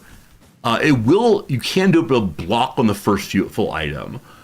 Okay, that makes it less interesting. I guess it helps for a while, as long as you're not full on somebody's going in, but that can be very frustrating, I'm sure. Very annoying indeed. So I guess we won't do that, but I'm glad I had the thought at least. That feels nice. Okay. Upload for each item. Okay, in that case, I need a ton more of the Mercer spheres. I've been told I'll find a lot eventually, so maybe we should do some exploration. But at the minute, I'm just not sure. I have this hard drive. There was something I recognized I could upgrade if I sacrificed a hard drive. Does anybody remember what it is? I don't want to hunt it up. There's something that said you need a hard drive to unlock blah, blah, blah. And I said, okay, I have a hard drive. Maybe we'll do that next time. Fuel and sulfur. Thank you. It's fuel here. There it is. So coal plus fancy packaged fuel. We don't know how to make yet. It's compacted coal actually up here first. I'm guessing we're far enough away from getting these pieces that we'll find another hard drive between now and then. So let's go ahead and research a hard drive. And how do I do that? There's hard drives. All right, in it goes. Let's get scanning. See you in 10 minutes on that one. Okay, what am I carrying right now? Let me go and read the the right-hand side of my screen. It says Quartzville needs storage. There's coal power east of Quartzville, and please research the jetpack. Yeah, those are the 3 big goals today before I realized how much I want to complete Fixmas. And so let's go and look at each of those. Oh, off stream, I set up a motor maker. I wanted to play a little bit, so I did. I didn't pick up any of them because I wanted you to see my first time doing so. But we can research the jetpack today. How cool is that? Before we do that, which we can definitely do by running around grabbing things, before we do that, we should set up some of the machines to help with our Fixmas creations so they run while I'm working on other things. This is a way of thinking about the game that I'm very bad at. Some of you are so good at let's make this, let it run while we do other things. I instead tend to do, oh, I need this thing, now I'm make the machine run. So that's unfortunate. Okay, to make the gift trees, which are so strong, 15 gifts per minute, we need to get some presents, get some reds, get some blues, and get one of these back to producing yield bits of tree. So you have 15 trees in your Fixmas factory. They're so strong, aren't they? Those trees are absolutely amazing. I'll steal half of these, please. Hello? I'm going to split this and give them half for now. I don't know if we need the bows. So I'm going to stop making bows for right now here and move it over instead. Hello? There it goes. To the tree branches. It kicks the gifts out when you do that. All fine. All right, number 2. You're making candy canes. I don't know if I need more of those. I have 13 already. So you're going to help instead with, I think the reds or the blues are slower. Can reds and blues not be made in the constructor? They're smelters. Okay, in that case, the constructor's going to go on to probably just making basic tree branches also for now. Or I can keep these gifts for making the gift tree. It's an interesting dance here of what I need exactly. And you're on the blue ornaments. And again, just presents needed. We have plenty of blues right now. Okay, it's time to go present hunking indeed. Time to go present hunking. If we find 50 of them, we have enough for 1 gift tree. Ideally, I want many, many gift trees, and we need more gifts to make our blue and red go. We have a gift tree over in Copperville that's not doing anything right now. I need to be using that more effectively. Boy howdy, team. Boy howdy. Lots of things to do that are just not happening currently. On our way to pick up the things for the jetpack, maybe we can find additional presents that way. I think part of Fixmas is just exploring enough to get all of the pieces and parts, maybe with presents, then eventually make your gift trees and kind of ignore that portion of the game, I'm guessing. Okay, what is this? You are modular frames, totally full. I'm guessing I need more of them, so while we're here, we can make a little box. That'd be lovely. Anytime we notice a full item, I should make more boxes. We can't even make the big one, so sure. Little buddy into big buddy. This morning I was talking to a viewer who said they get a little freaked out in OCD ways when they see me making my factory. It's absolutely true. Friends, I managed to get stuck on number 5 toolbar. Do you remember how to change the toolbars? Oh, storage stacks. Of course it does. Thank you for the reminder. If I'm toolbar number 5, it does nothing. How do I get back to toolbar number 1, if you please? We are going up in a way I've not previously. I look forward to eventually falling to my death. Not to be overly complimentary of myself, but we have yet to die in the game. Shift 1, thank you. Shift 1. That's not doing it, unfortunately. Control 1. I have to look it up, perhaps. Show me my key bindings. Okay, change toolbar is what I need. Change toolbar. Change tool. Possibly I'm missing it. Unfortunately, maybe Alt-1. Alt-scroll wheel might change it. Hey, there you are. Thank you very much. Alt-scroll wheel is the answer. I don't know how I did that, but I didn't do that. Thank you for the help on that one. You all who know so much about the button pushing in this game. Friends, as we're heading towards the end of the stream here, not immediately, but soon, I'm going on vacation for a week. Like I said earlier, this is the first time I've been away from you all for more than a weekend since the last stream collapse. Don't worry, it's not stream collapse. Don't worry, I'll be back on the other side of the week, but it just feels weird. It feels like very similar to when I went to the monastery for a month and left noms behind in a way I'd never left them behind before. See me in February? No. It'll still be December. There will be a Christmas stream, I do believe, and yeah, don't you worry, team. It'll just be a little bit, not too long at all, and they'll be here again. Did I go the wrong way on that? I did not. Awesome. Yeah, it'll be good though. It's just different, right? And different doesn't mean bad. Different just means different, etc., etc., etc. Okay, so in the jetpack spot, we already have 300 of the plates. We have 2, 4, 6 here. We are just a little bit underneath. I should have put in my special items that are coming here. I have 1 wood to throw away for now. We pick up additional plates. Will that be enough? I don't know. I'll feel bad having to run back with what I have, though. All right, time for math. Oh, I pushed N to do math. Watch this, team. We're going to sort first. Okay, so we're carrying, it closes the inventory, son of a gun. All right, so we have 2, 4, 6, 8, 1,000. Is 1,000 enough to get the jetpack to 1,000? I believe it might be. I'm not the strongest mathematician you find on Twitch, but you know. We'll leave our modular frames behind. All of them. We then pick up, what do we need next? The motors and the cable. Okay. Goodbye leaves, I return you to your natural home. Isn't that beautiful? Yeah, carrying too much junk, need a bigger inventory, etc.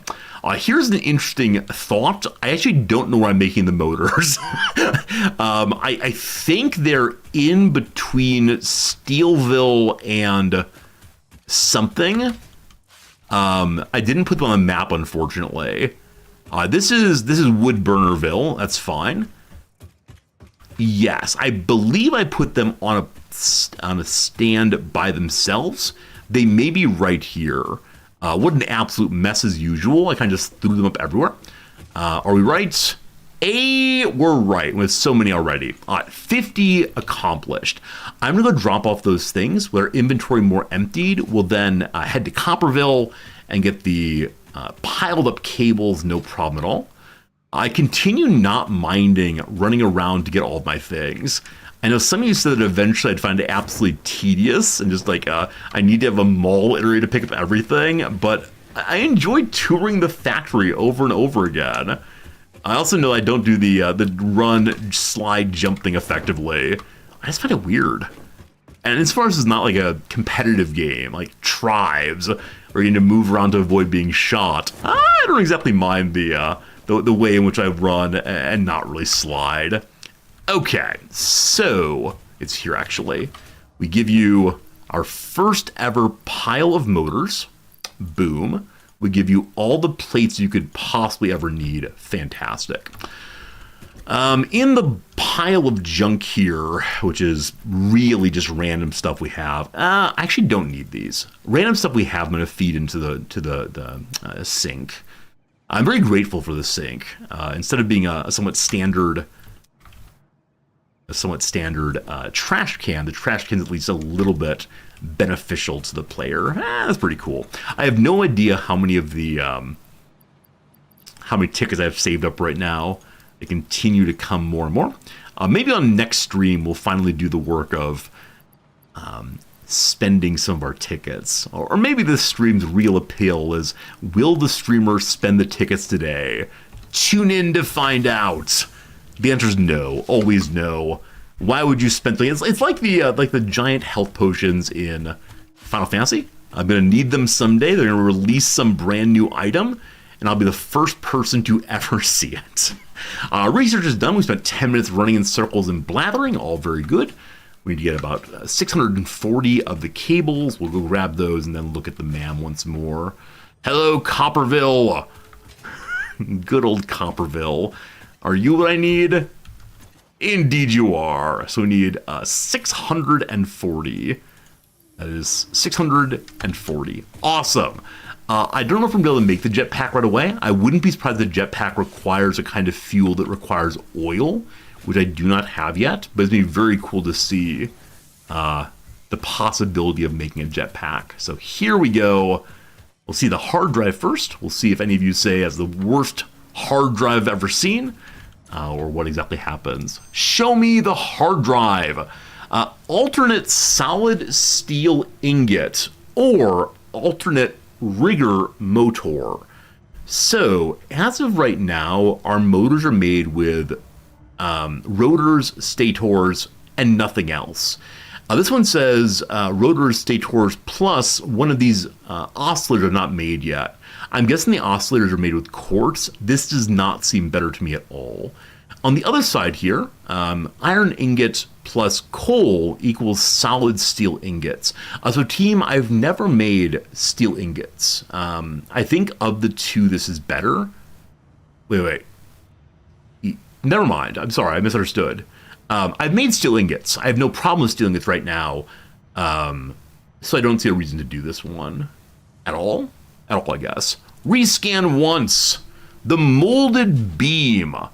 So absolutely ordinary steel beams come from steel ingots and concrete, or modulars come from reinforced iron plates and screws. I think these are both bad. So I think I made a mistake by rescanning. Man. Well, that's unfortunate. That's unfortunate. Park? What's park mean in this context? Ignore it? Or did I just take one of them? What do you think, team? Any votes on this one?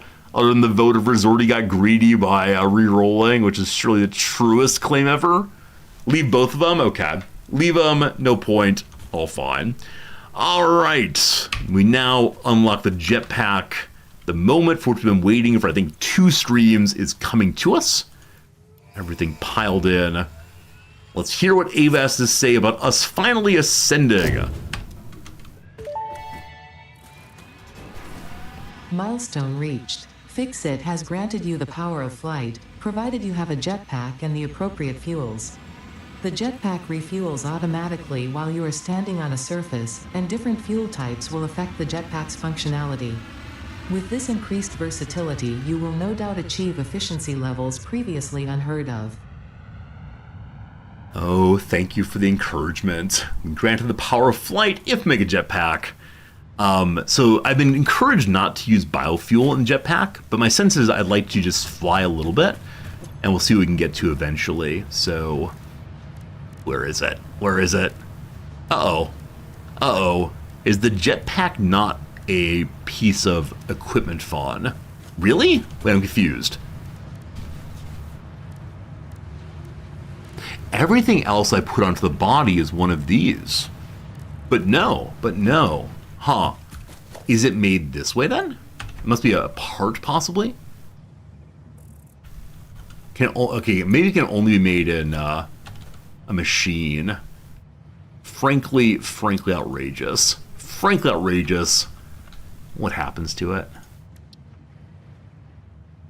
Okay, so it is made in the equipment workshop. Well, that changes my mind. Did I miss that? Oh, thank you. Body equipment's closed for no good reason. There it is! We just need 5 more motors to make our very first jetpack. Allows pioneers to travel through the air with increased control. Fuel is automatically consumed from the pioneer's inventory to refill the jetpack while on the ground. Different fuel types can be used and provide different levels of jetpack efficiency. The preferred fuel type will be used if available and can be set in the equipment inventory. Alright, more motors, more good! And while I'm running around, before I run around, may I make a gift tree? I need to pick up more, such a mess, more of these. Is that nothing? We can make 1 gift tree. Ooh-wee, ooh-wee. The refills on the ground is very important. Don't try to fly while you're, in the midst of,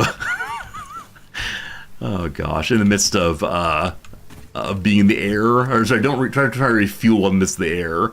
What's that name of that giant airplane that's able to come and refuel other planes in midair?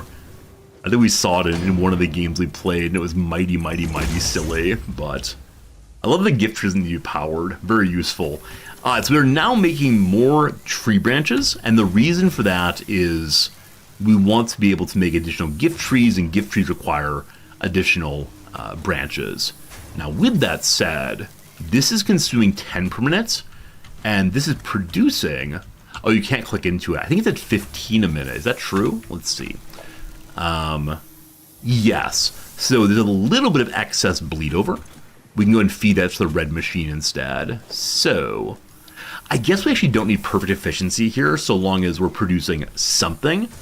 So maybe it makes sense to split in all directions and ignore it for a while, because they're all important to me, of course. I saw a blue dot. There it is. All right, grab you. Oops. Grab you from here to here. And then we'll try to help a little bit more. What are you making? You're making tree branches also. You're making the blue ones. Yeah, the blue ones only make 10, or the blue ones make 10 a minute, where I believe the red ones make 5 a minute. So keeping the red one going is probably more important, but for the moment, these will work while I'm out and about. What a beautiful line that is. Ignoring this one entirely. How rude, how rude. But a good start for now. Okay, I can knock something off of my list of things to do today. We researched the jetpack, mission accomplished on that one. I sure would like to get Quartzville storage, and the reason for that is I set up all of a quartz area, I powered it, and I did literally nothing to begin storing things, so it's blocked up entirely. I, at one point, had the items to make a super special storage thing. Good old super special storage. And do I have enough right now to do so? If I grab modular frames and something SAM items, will be good to go then. It's 10 SAM items. We have those right now. And modular frames I put into the MAM. Or not the MAM, the sink, but I don't have them there anymore. Is it possible I threw modular frames somewhere else? Looking like no. So we'll have to do a modular frame hunt. I'd like also to put up ordinary storage for the future. And then we might go ahead and run a giant conveyor belt from Quartzville back to here. It is my farthest away outpost, I believe, and so we need a lot of conveyor belt for that. I think for the moment the upload is good enough for me, but it may not be in the long term. I notice we have a bunch of presents also. I want to put up a few more of the trees. We actually have all we need for one more, assuming that this thing has enough of these pieces. Not quite yet. Okay, can I put up normal storage right now, or do we need to get some things for that also? Modular frames needed. Steel needed. Hello, steel. I can steal you back from the sink. Not really, sink, not really. At this point, I want to say this is intentional, to feed some, but not too much. So motors, modular frames, off we go. All right. You will be seeing a jetpack very soon. I probably need to make some biofuel. I think I have not terribly much. We've been largely allowing the coal power to run our base right now. It's worked very effectively, and I hope that continues a while along. You are these. We then need the motors from... Motors are over towards Steelville. Steelville is away from Quartzville. So Quartzville is here. New Copper is up this way. Oh, Crash also. Oh, is this the Crash? I think this is a Crash that's easier to get to if I have a jetpack. But wait, I could have just built a ladder. Oh, why do I always do this? I want this Crash. I want this Quartzville. There actually is copper down this, not copper, coal down this way. We need more power, and we're getting close to needing more power for sure. So, not today, but someday. Where Steelville is straight in front of us. So this is a place where we need a teleporter. We need some kind of, I don't know, some kind of more of those tubes. I don't know. Something's off here. Why are you off? I think. Oh, okay. These are places to make biofuel. We have plenty of power availability. It's not working. Oh, the zip line. Thank you. The zip line thing that I researched recently will help us. I need more biofuel for now. Heading towards Steelville.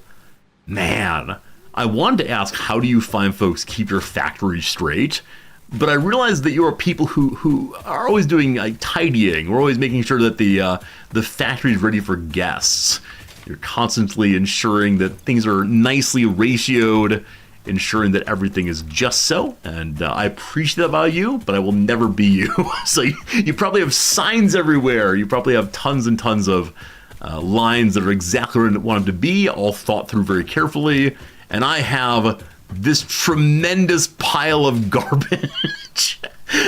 One of our fine viewers, George Plays Twitch, has been posting pictures of his factory over on the Discord, and man alive, if you want to see disorganized, it's as bad as mine, though much more tightly clumped. It is a thing of beauty / horror, your call. And I love all the factories, right? For me, I think every single kind of factory is just like a work of art, but the art varies substantially in quality and very substantially in purpose, maybe. But it's all very good. Friends, here we go. We're making our very first jetpack. Let's see what happens. Yes, tink that thing. There you go. There you go. There you go. All right. So, where does the jetpack go? Is it body? It's back. Yeah, like I said, my inability to have the parachute and the jetpack is kind of bumming me out a little bit. Do I eventually get a second back slot so I can use the parachute in case of emergencies? Or is it the case that if you begin to fall with the jetpack, you very quickly switch items and in that way slow your fall? Because I cannot imagine the fun of falling to my death. How does the jetpack work? Is it jump and jump? Let's see. I'm going up. I'm flying. Oh. Oh. I thought it meant can only refuel on the ground in the sense of if you run out of fuel, etc., etc. No, it means it can use one and only one piece of fuel, and then down you go again. Up we go. Down we go. Interesting. I now understand why somebody said don't bother using the biofuel. Because this is such a little jump. I mean, it's cute, but I think it's nothing more than cute right now. To the point that I'm not sure it's worth an inventory slot, honestly. I have my doubts about this creation. You love liquid biofuel? Maybe someday. I haven't quite seen that yet, unfortunately, so... I don't know, team. I don't know. We need 50 more of the little buddy branches. Are you really still making candy canes? Is that actually happening on my watch? I think it's not. Oh, this one is not actually getting any gifts right now. All right, you want liquid biofuel or packaged turbo fuel? Cool. Fuel must be packaged liquid, or you can't just like carry a vase around and pour it in. I definitely understand how it's going. Friends, it is time for the once an hour ad break, our actual factual first real ad break of the day. It is time for the most exciting part of the week. I say it every week. It is time for speed running the crossword. And man alive, I am nervous. I'm excited. Let's see how fast we can get through the New Yorker puzzle for Friday, December 13th. Last week was a disaster. Last week it took us 35 seconds, I believe. 32, longer than 30 seconds, an absolute failure. You ready to clip it? We'll see. We'll see. If we get the sub, 10 seconds, it'd be an amazing moment. Personal best is 10 seconds. Thank you everyone for the earlier, I can't say spate, the earlier eruption of generosity, in which over the course of like 10 minutes, 120 gift subs were given, which means 120 more people can watch the crossword. And I think that's what this stream is all about. More crossword, more good. YouTube viewers, here comes your ad. I apologize for not acknowledging you so much. YouTube people, you're good people. You're part of the community too. If you haven't yet signed up for the Twitch, or I guess community-wide New Year's card celebration, consider doing so. I'll be closing at the end of stream today, and if you're not signed up, that's how it goes. All right, team, here we go. Can we defeat the crossword in under 10 seconds?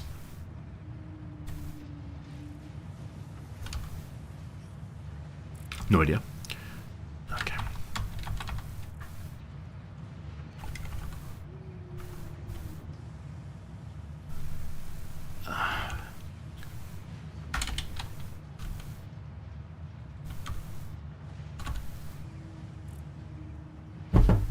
All right, under 30, 22 seconds. We'll take it. It's a win, but yeah, that was a struggle for me. So the part of it is the clues were kind of long today. It's the D of HDTV. Like, it's deaf. Okay, we're good. And they're trying to continue down. Frozen yogurt order, also called a twist. I immediately thought, okay, like it's chocolate and vanilla. It's brown and white. We got nowhere. Then Catherine started up to use Gene Levy and Best in Show in Schitt's Creek. I've seen that, but O'Hare didn't come to mind. I then gave up and went to the Downs. I should have done. Notebook that might be secured with a padlock. I thought immediately about some government secrets, some kind of like bank notebook. And so Diary took a moment there, unfortunately. Makes a mistake, errors, I got immediately. Like the villain in Who Framed Roger Rabbit, I was like, okay, actually a tune. A pyramid is a tune, right? And then it finally said, after being run over by a steamroller. Like, okay, flat, right? At that point, they were too long, and I had taken too long thinking. But nonetheless, under 30 seconds. A win is a win, etc., etc. But next week we'll win big and get under 10 seconds. Just gotta believe. I guess. Next week, our first stream of the week will be Saturday. Oh, I probably should have made a vacation command today so people would know full well where I'm going. I always worry that people will think that something's wrong with me and I've suddenly disappeared forever. But no. The sound of a ceiling fan. Whirr. I wouldn't have gotten that one. Man, there are a number here that are tricksy in a way that I'm not used to. Anyway, we have 30 minutes left of the stream today. We've built something. Let's see if we can get more things going before too long here. The game's been running in the background, of course, so we can check these things out. I've also mentioned, or I also think I should have overdriven all of these. Didn't think to do so until just now. It would help quite a bit. And I have all those overdriving items inside of the base. I don't use them at all. Maybe add an in-vacation date to the offline screen. I'm going to be honest with you, Blue Link, and good seeing you. I have absolutely no idea what our stream's offline screen is. I believe I may have made it in my first month of streaming back whenever. I have no idea what it is. So there are a number of things on the stream that I made once upon a time and just never ever think of. So one thing I should do, if Twitch has this feature, do any of you use this feature? If you go to someone's stream page when they're not live and you're not following them, there's some sort of like welcome to my stream video that gives the person a sense of what the stream is all about, so you can follow if you want to. Do you watch those videos? Have the videos been helpful? Because I've never made one. Because I just don't want to say, I'm like, hello, I'm Resorty, I play video games, right? So are those videos useful? Should I take the time to make one? You've never seen one. Yeah. I think they exist. Is it one more Twitch feature didn't quite work out? You don't use them, but sure, some people do. Yeah, you check the schedules. Yeah, I don't use Twitch schedules at all. But maybe I should. I mean, it's the same time every single day, but we try it for sure. Never seen anyone use the feature. You've only seen them being played out for rating. Okay, well. Probably not worth doing that. Hello, Resorty player of video games. It's what this stream is. Do you want a totally average video game stream with no weirdness at all? You found it. This guy right here. Why am I here?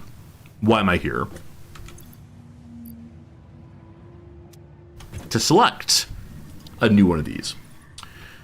Okay, so the items here we can actually accomplish fairly quickly. Let's start working on crude oil and such. We're not going to do this today, I guarantee. I know plastic is necessary for so many of the MAM jobs remaining. Logistics 4, while interesting, requires whatever this thing is. Rubber. Fluid packaging requires plastic. Petroleum requires plastic. Once again, the next one is this one. So want to knock it out, but more importantly, as I said, I do want to get Quartzville some storage. So I think we're ready on that one. We're going to head that direction. I believe it's behind me, actually. Yeah, this way we're going to go. And I also want to do the crash. So do I have items to make ladders? Not very much. Get more of those straight away. None of that. 90 of them. I'm going to say that's enough to make a ladder, and if not, we can all be very sad together. Okay, we're heading in the direction of the northeast. All the way. I should probably just leave crates on the ground to help me figure out where stuff is. So often I don't even need the dismantle crates, but I recognize that they would be useful to show things. Hello, Wibble! You're in the future. Hello, Generic Pig! You're in the past. Over here it is now 12:08 p.m., just past noon in Japan.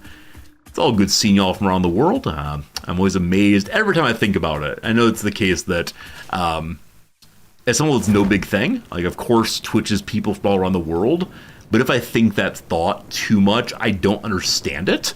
Like, how do we have nigh instantaneous conversations all around the world? And, you know, it's just weird.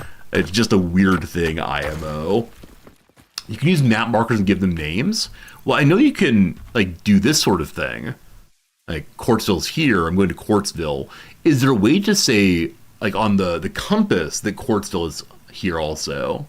We'll see. Hey, Amy, how's it going? Speaking of the cards, how's one separate lines in the form? Do you mean for your address on the year's card? As long as you put commas in, I'll figure it out. Or past that,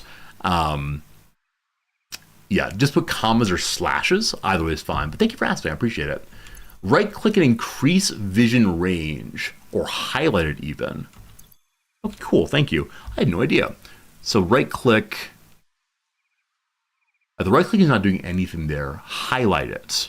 Highlight marker. Thank you. Aha! Now we're cooking with gas. How on earth did I not discover? I mean, I think part of it is in order not to get lost in menus, I often try very hard to do whatever I'm trying to do and then get out of the menu right away. I think I should spend more time exploring buttons right? That would be a reasonable thing. Like, open a menu, what are these buttons? Speaking of what are these buttons, we're heading into an area that could be infested with spiders.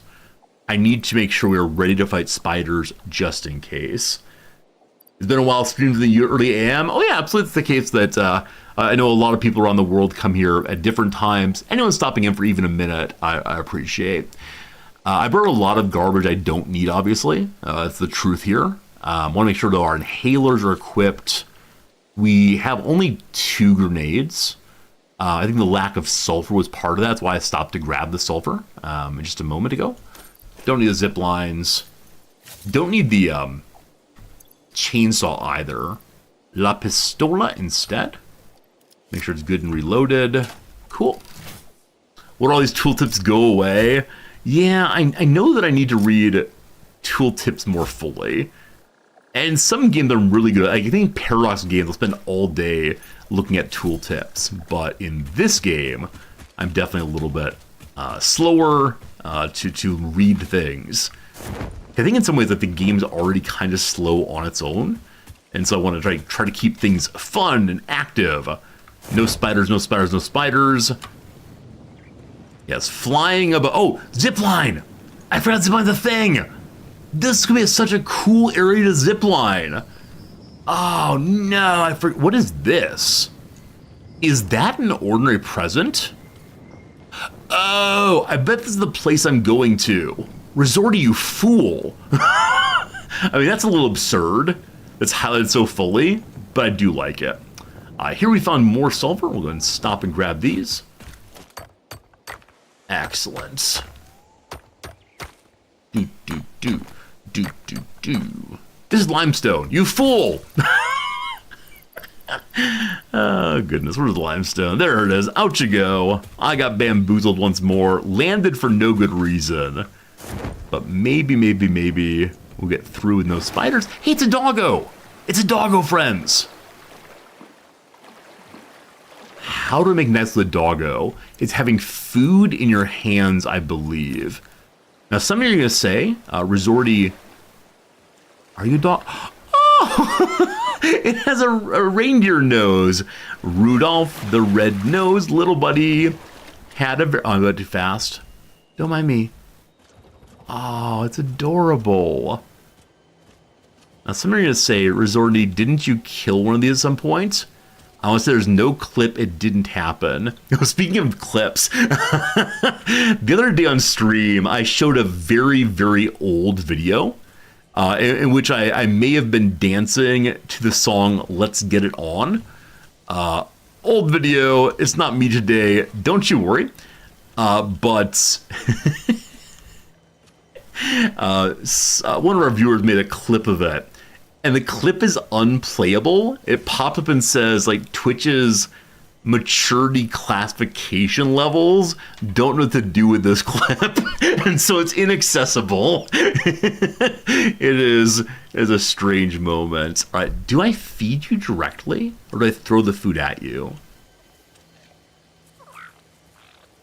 Okay, I pet it before feeding it.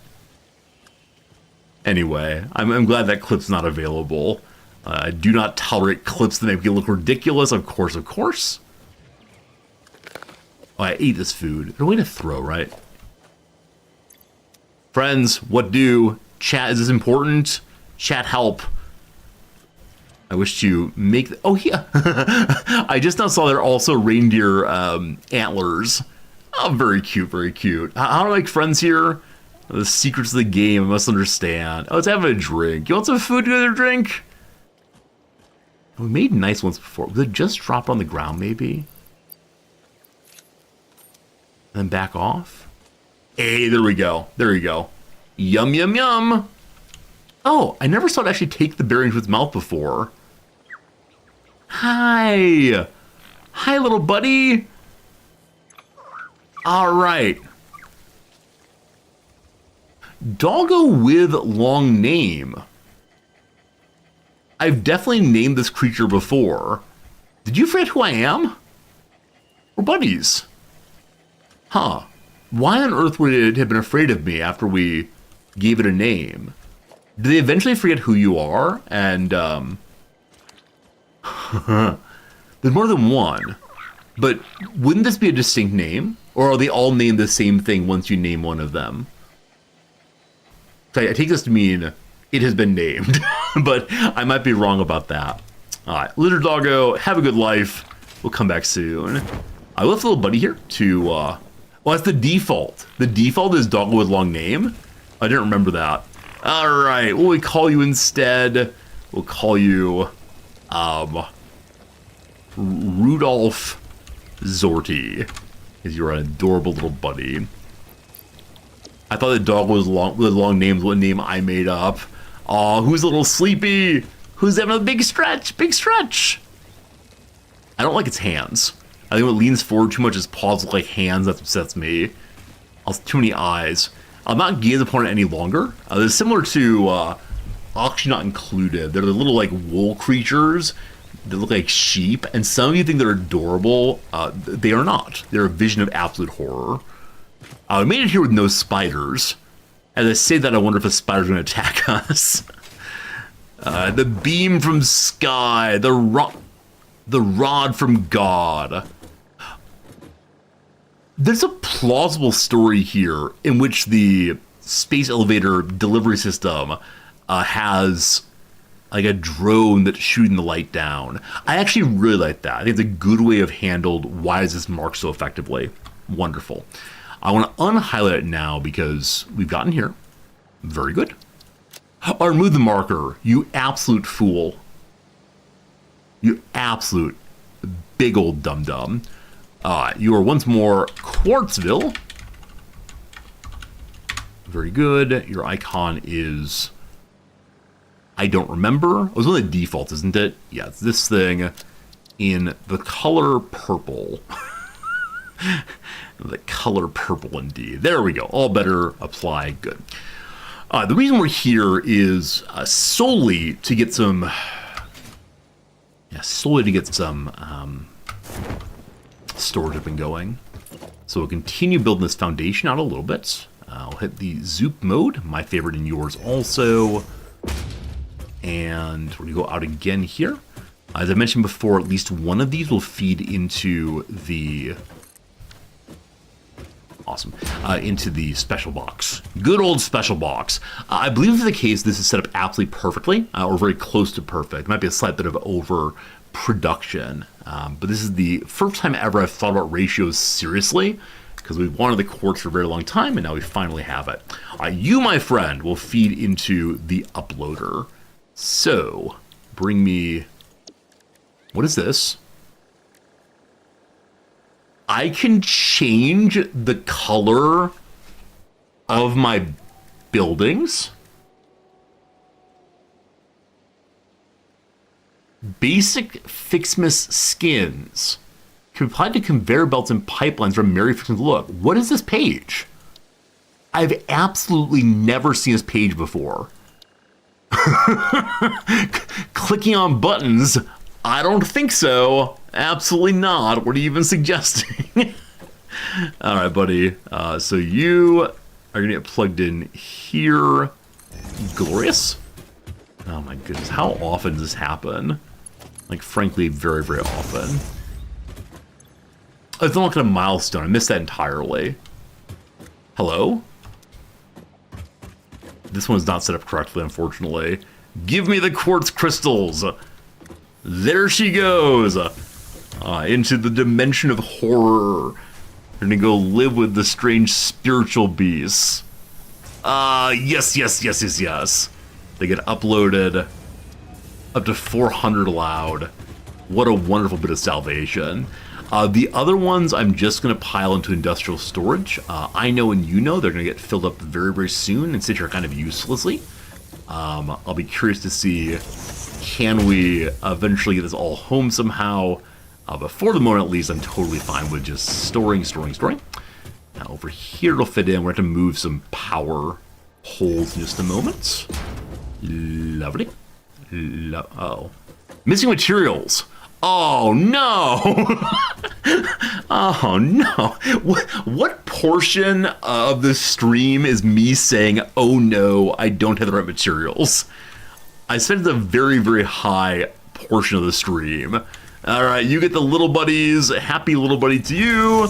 Happy little buddy to you. Oh, I think they all have one now.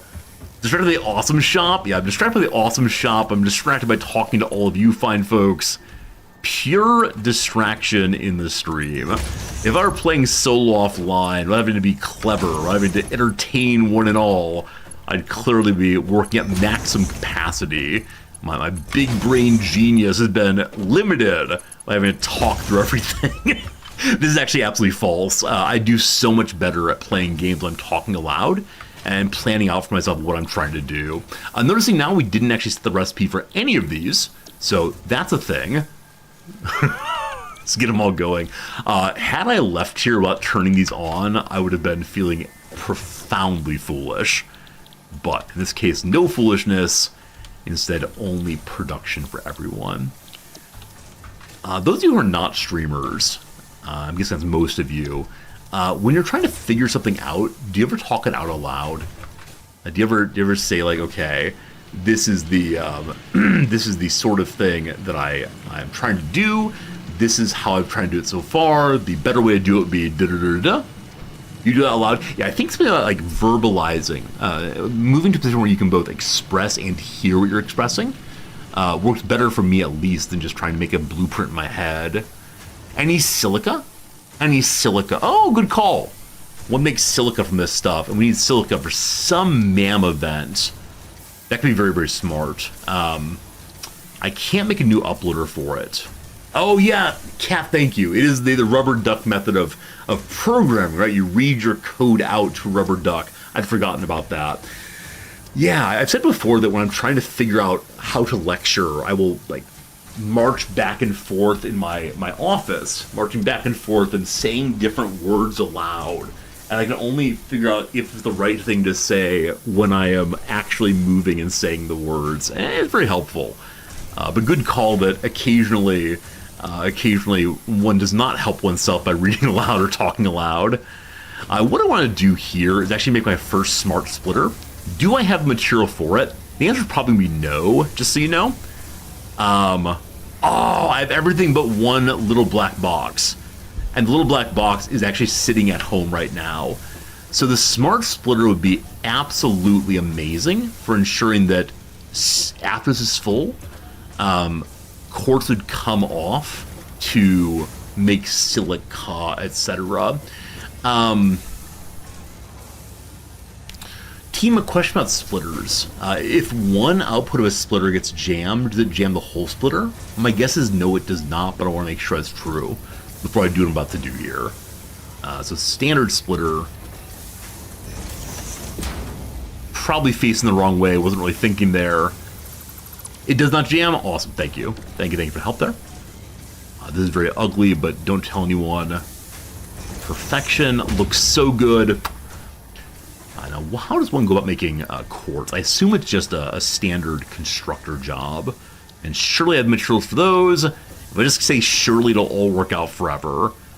Behold! Those. Link from here to here. Straight mode says no. This mode says yes. Cool. And so you're going to be our friend Silica then. Cool. Needs power number one. Number two. I want this Silica to go home. I don't think I have materials with me to make a very high-level conveyor belt. Even the lowest level ones, I just wasn't planning for it. So it's raw quartz. Is raw quartz not finished quartz for this? Hey! Thank you for knowing how to read. Oh, goodness. I would have been very confused why it wasn't working, but we figured it out. Hello, friend. I'll steal from you instead. I shouldn't say steal. I say borrow. I'll return it eventually. I don't want to be that neighbor who says, hey, can I borrow your chainsaw? I had a log fall down on my front yard. And then 6 months later, you see him using that chainsaw out front that he, quote unquote, forgot to give back. I don't know. Don't want to be that guy. It's not mine, it's Fix-It's. Oh, good call, good call. Yeah, I literally own nothing, possibly not even my own body. I'm not sure what kind of strange contract I signed, but here we are anyway. Okay, more power, more good. I believe I need 50 silica to make Ma'am happy. I keep substantializing Ma'am. Make Ava happy. Something like that. Okay. So I'm currently guessing, and please do not correct me on this or affirm, I'm currently guessing that Ava's name stands for something important like Android, Vehicle, Administrator. And it turns out we've been a robot person the whole time. Haha, you thought you were human. Guess again. You're owned by Fix-It not because you signed a contract, but instead because we made you. In many other times, we've gotten bits of story via learning people's names. For example, the name of the gold equivalent was some important employee. When you land on the planet, it tells you what it stands for. Oh, really? Does it? Okay, cool. What's it stand for? If you want to remind me. I need 200 silica for the right one. Okay, cool. Thank you. We're going to hang out here until we get that. Seems good. I don't know why I have raw quartz in my pockets. I'll go ahead and feed it to you, my friend. What else is doable currently? We're not going to finish Fix's Friends. With artificial directory and assistance, I keep saying Ava, not Ada. Thank you for knowing what I mean and not making a big deal of it. Oh, I see on the right there. Thank you. I put it. We said on the right. I think I meant on the right of the tree. But good call. I did indeed. I did indeed get that listed there to get 200 silica and 100 black powder. We're gonna need more sulfur. I expect we're gonna go ahead and have to find sulfur at some point. Start a new sulfur depot.